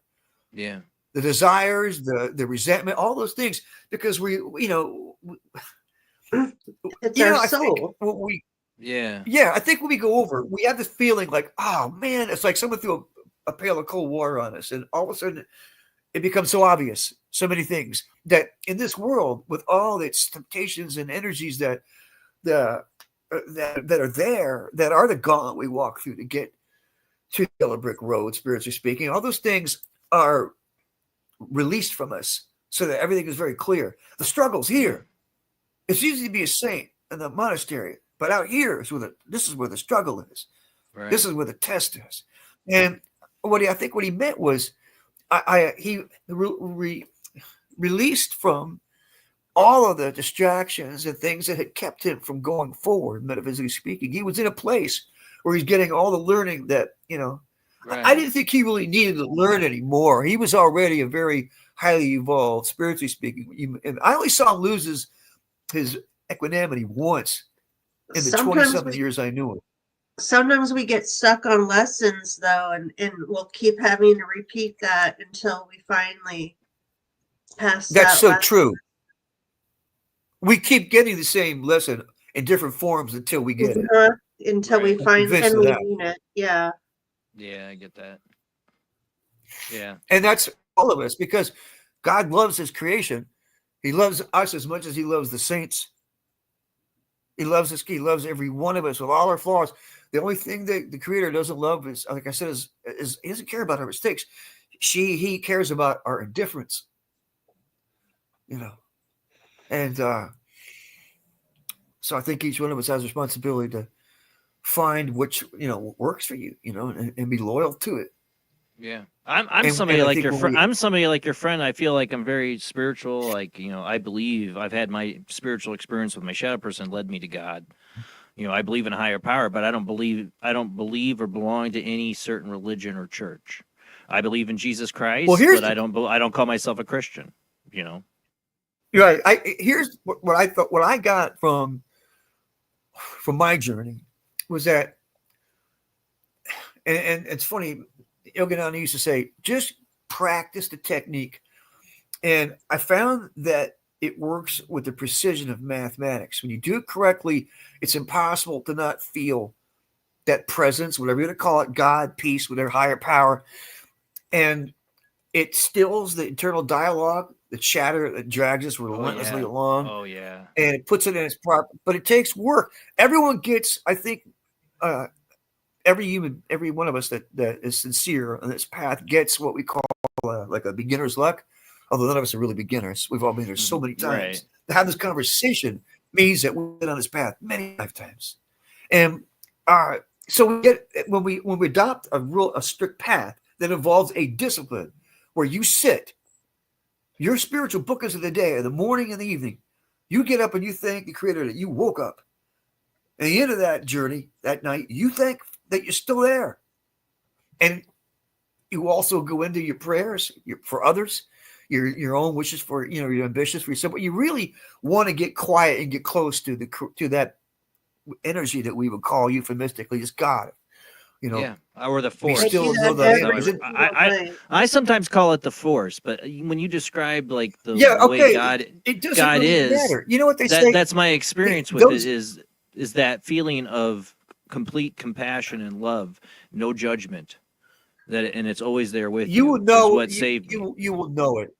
Yeah, you'll know it. You'll feel it. I mean, you will know when you have that feeling, when these techniques were given, I was about to say like a beginner's luck.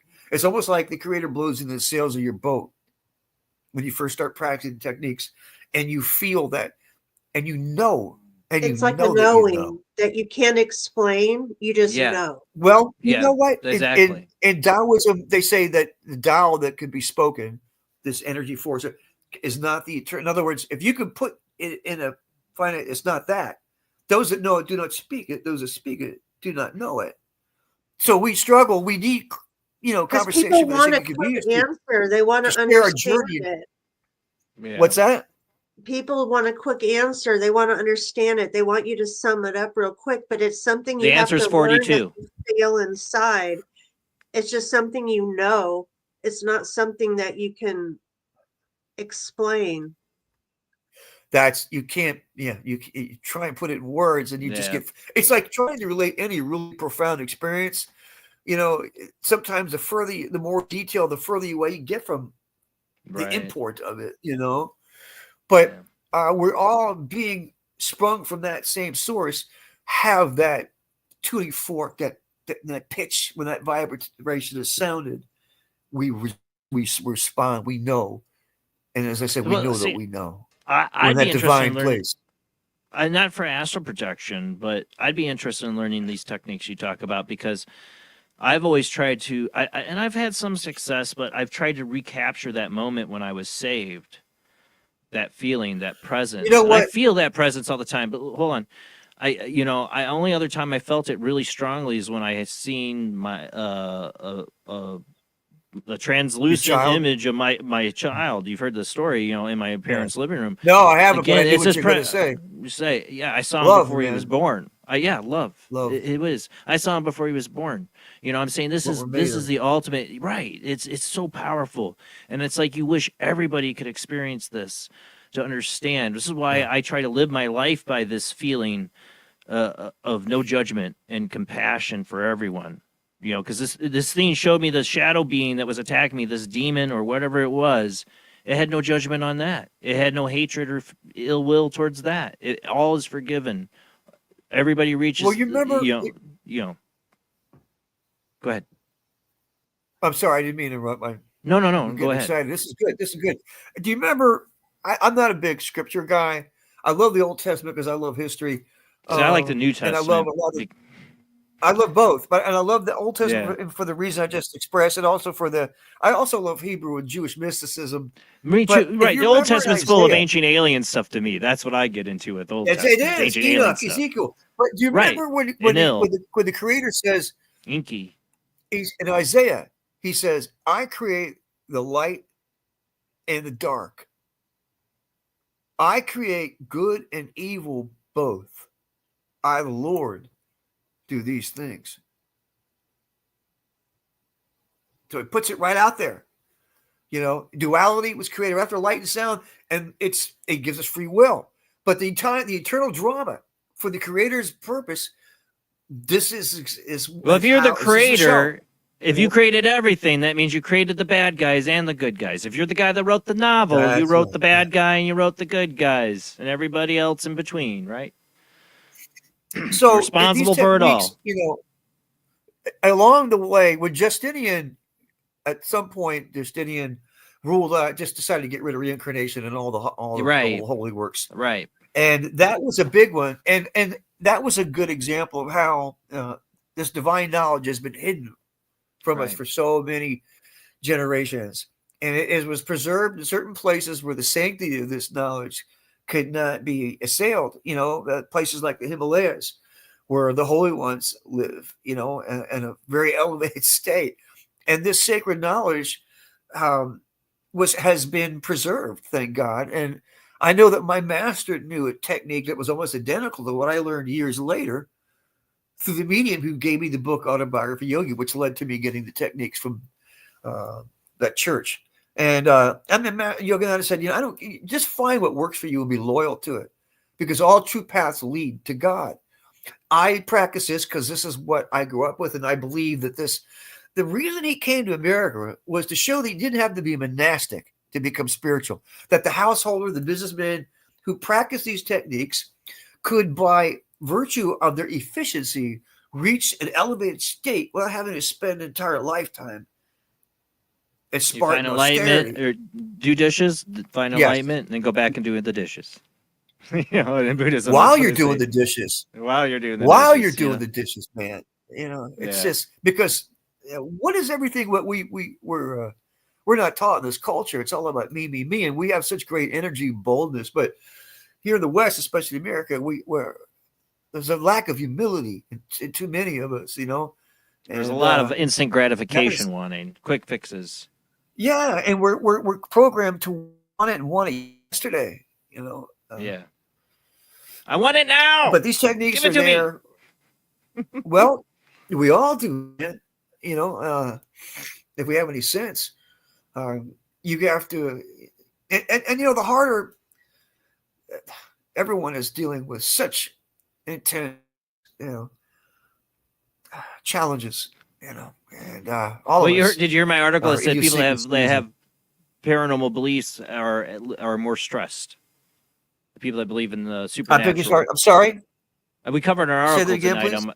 So we covered an article tonight where we talked about that the study showed that people who believe in the supernatural, the paranormal, are more stressed. Well, the more awareness you have, the greater sense of futility you'll experience, especially when you're dealing with people who are aware but don't give a flying psychotic fornication. So, but the good news is that there's a lot of people, despite appearances to the contrary, of reciprocal energy and even experiences. And, when you put that out there, it's like any thought and emotion that's powerful enough, it creates a magnet that draws, reciprocal people and energies to you, and you to them. It's amazing, really, but we're in a world where we have so many things are potential distractions. The first thing you have to do is simplify, and clarify, and hear, you, the collective you, not you personally. I mean, anyone who's serious about going forward spiritually, from my experience and people that I look up to, that seems to be, a truth, as it were. Not that I'm any great example, but not for lack of trying. Yeah, if I'm honest. Yeah. I mean, I say dreams and stuff. I mean, do you think? I mean, for me, you're talking about your dreams and how they come. Like, I'll have some of these dreams about the future, or some of them will be symbolic. Do you write them down? Real. Do you write them down? Some I have. You need to do that. Sometimes I know. I talk about it on my show all the time, and I tell people to do it. Yeah, and sometimes it helps because I tell my wife, and then she'll remind me, oh yeah, you dreamt about this, that these things happen. But it's like when I do have the dream, there's like a different feeling to it that like you wake up from it, it was special. It wasn't just your normal, ordinary dream. There's ones like that when it's afterlife. Did you ever read Carlos Castaneda? Did you read those I books? was going to ask you if you read it tonight. That's funny because I was very much influenced by Don Juan. I absolutely love that book. Do you remember when Don Juan tells Castaneda to look for his hands in his dreams? It's one technique of trying to become fully conscious in the dream state. Right. When you get past the lucid. I know I'm dreaming, but you're still dreaming. But when you get past that, I know I'm dreaming to the full consciousness in that place. Yeah. Which is, for most of us, the lower astral, Yeah. Well, he was trying to teach him how. Yeah, so he was trying to teach Carlos Castaneda how to, it was the Yaqui Indian sorcerer. He's trying to teach him this That's right. astral He's a magic. shaman. Yeah. Yeah. Astral magic basically is what he was like showing him. It's really, I love that. He was in that particular, he used a lot of techniques and devices to get him out of his. Started with like a bunch of psychedelics in the desert, but later on moves on to without Yeah. doing drugs. Yeah. Well, he's trying to shock him out of his complacency Right. and out of his preconceptions and out of his, Right. I remember reading those in my late teens, and then living Same it. when I did. It was just and that's as hard, as confounding, perplexing, and overwhelming as this cockeyed caravan ride is that we're on, or all of us. That there's beauty and truth there. It is there. We have to be sincere. That what I like about the techniques is it takes you away from rhetoric, conversation, debates, the cleverness of things, and puts you in the real. Because everything is just consciousness and energy, right? And matter is just solidified versions of those of consciousness and energy. So, knowing that, we become aware then that we have to move that energy to the sacred places that we're taught by the masters exist.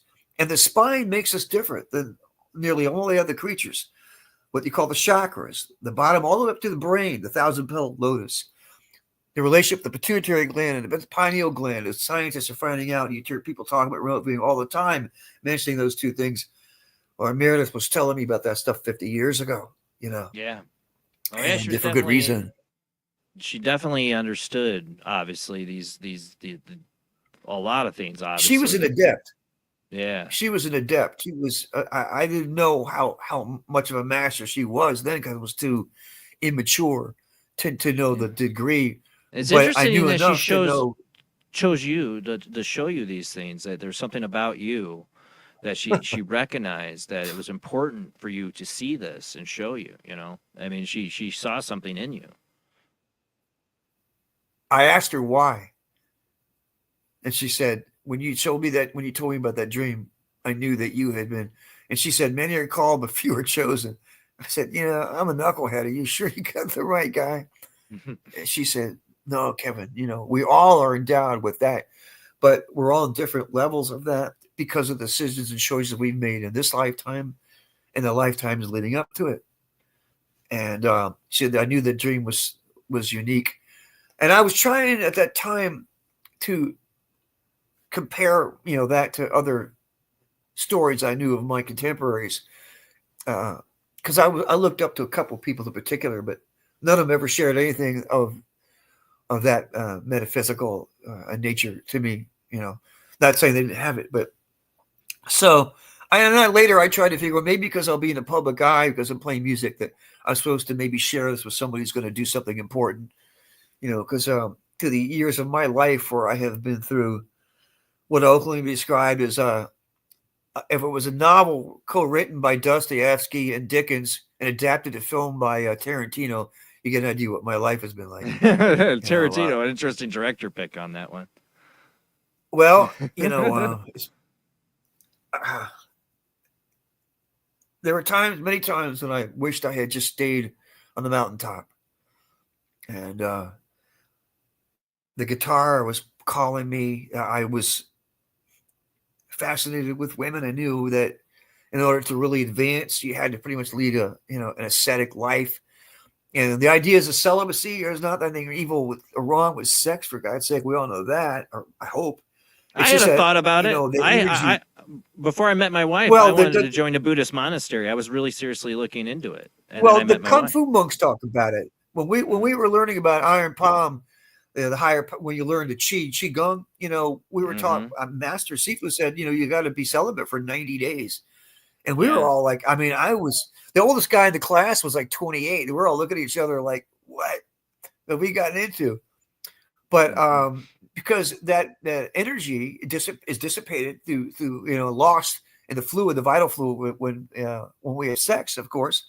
And that same energy held within and transmuted enlivens and strengthens and helps accelerate, growth, spiritual growth, and it makes you more vital, and indiscriminate use of that power leads to all kinds of, STDs and all kinds of shenanigans.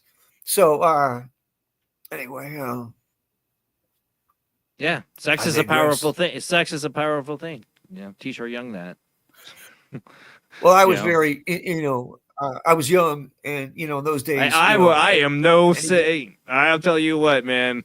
People that know me when I was in my 20s, before I met my wife, the reason I was going to want to join a monastery because I was giving up women because I had done so many.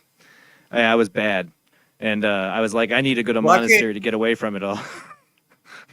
I can't say that, but I was fascinated with women. That's no question about Me that. too. I was a slow starter, but a fast learner, I guess you could say. And it's just you had a decision because what I wanted to do, what I was thinking, what I felt was involved in to do spiritually speaking would require being away from the physical world and all its desires and complexities and the paradox and and I'm watching this every night in my room, man. I'm watching these wonders. I mean, every single night. When we came home from the captain's anchorage having dinner that night, and that place is full of ectoplasm. I mean, that was one of the least in terms of phenomena, when I could think about all the other visualizations, manifestations, the nature spirits and all that. What's that? Have you ever seen the Skull Project or heard of it? You ever heard of it? The Skull Project? No. I thought about that a lot tonight because we got to go and the show's ending, but and we're gonna have to have you back. Okay. That's 100%. We're gonna have to figure another time to get you going. I'd be honored. Oh yeah. I hope that Definitely your gonna have to do viewers it. are not. I have a tendency to. I have to rein myself in. I have not done anything You're like this. fine. Until I they're came having on a the show. great time. They loved it. No, but as I say, I'm hoping that nothing was poised individual this time in my life. Great. Now I forgot what was poised. Forgot what I was gonna say at the end there. I'm What sorry. were we talking about? No. I mean, I just forgot I lost my train of thought there at the end. What was I gonna say? Ectoplasm. Oh, we're talking about the ectoplasm and that stuff. The skull experiment is a bunch of trans mediums like April or Meredith that would get together once or twice a week on a same scheduled set time to do the call to spirit, invoke spirit. And they had all kinds of crazy phenomenon, like ectoplasm and aports and all that kind of stuff. I'd be interested to see your take if you could find the documentary on it, on the phenomenon that they report. Like, because they also took this to other people's houses. Like, they'd have some meetings here in the United States and do these trans medium things, and the witnesses to it are talking about all kinds of phenomena like you are. And I'd be interested to see what you thought of that. Robin Foy was somebody I was friends with on Facebook. He passed away, was a part of that. I tried to get him on the show, but it was in England and didn't work out good. But check out the skull experiment. I'd be interested to see your take on that. I'd love to talk to you. Yeah. Do you remember where Christ said, whenever two or more are gathered in my name, there I am in the midst of them. So every time I think he meant not just Christ, but I think when we affirm any spiritual truth, more than one of us in the together at that time, we manifest it. Some people call it the Holy Spirit. Spirit. It makes it more powerful and more right. No, I agree. I 100% agree. That's fascinating. I'd love to talk to you sometime in the future, just privately, me and you, because I'm trying to get back into writing. I'm trying to get back into writing. So, I'll send you some of my writing because I'm not. I could use some advice here, but I could use some advice in writing.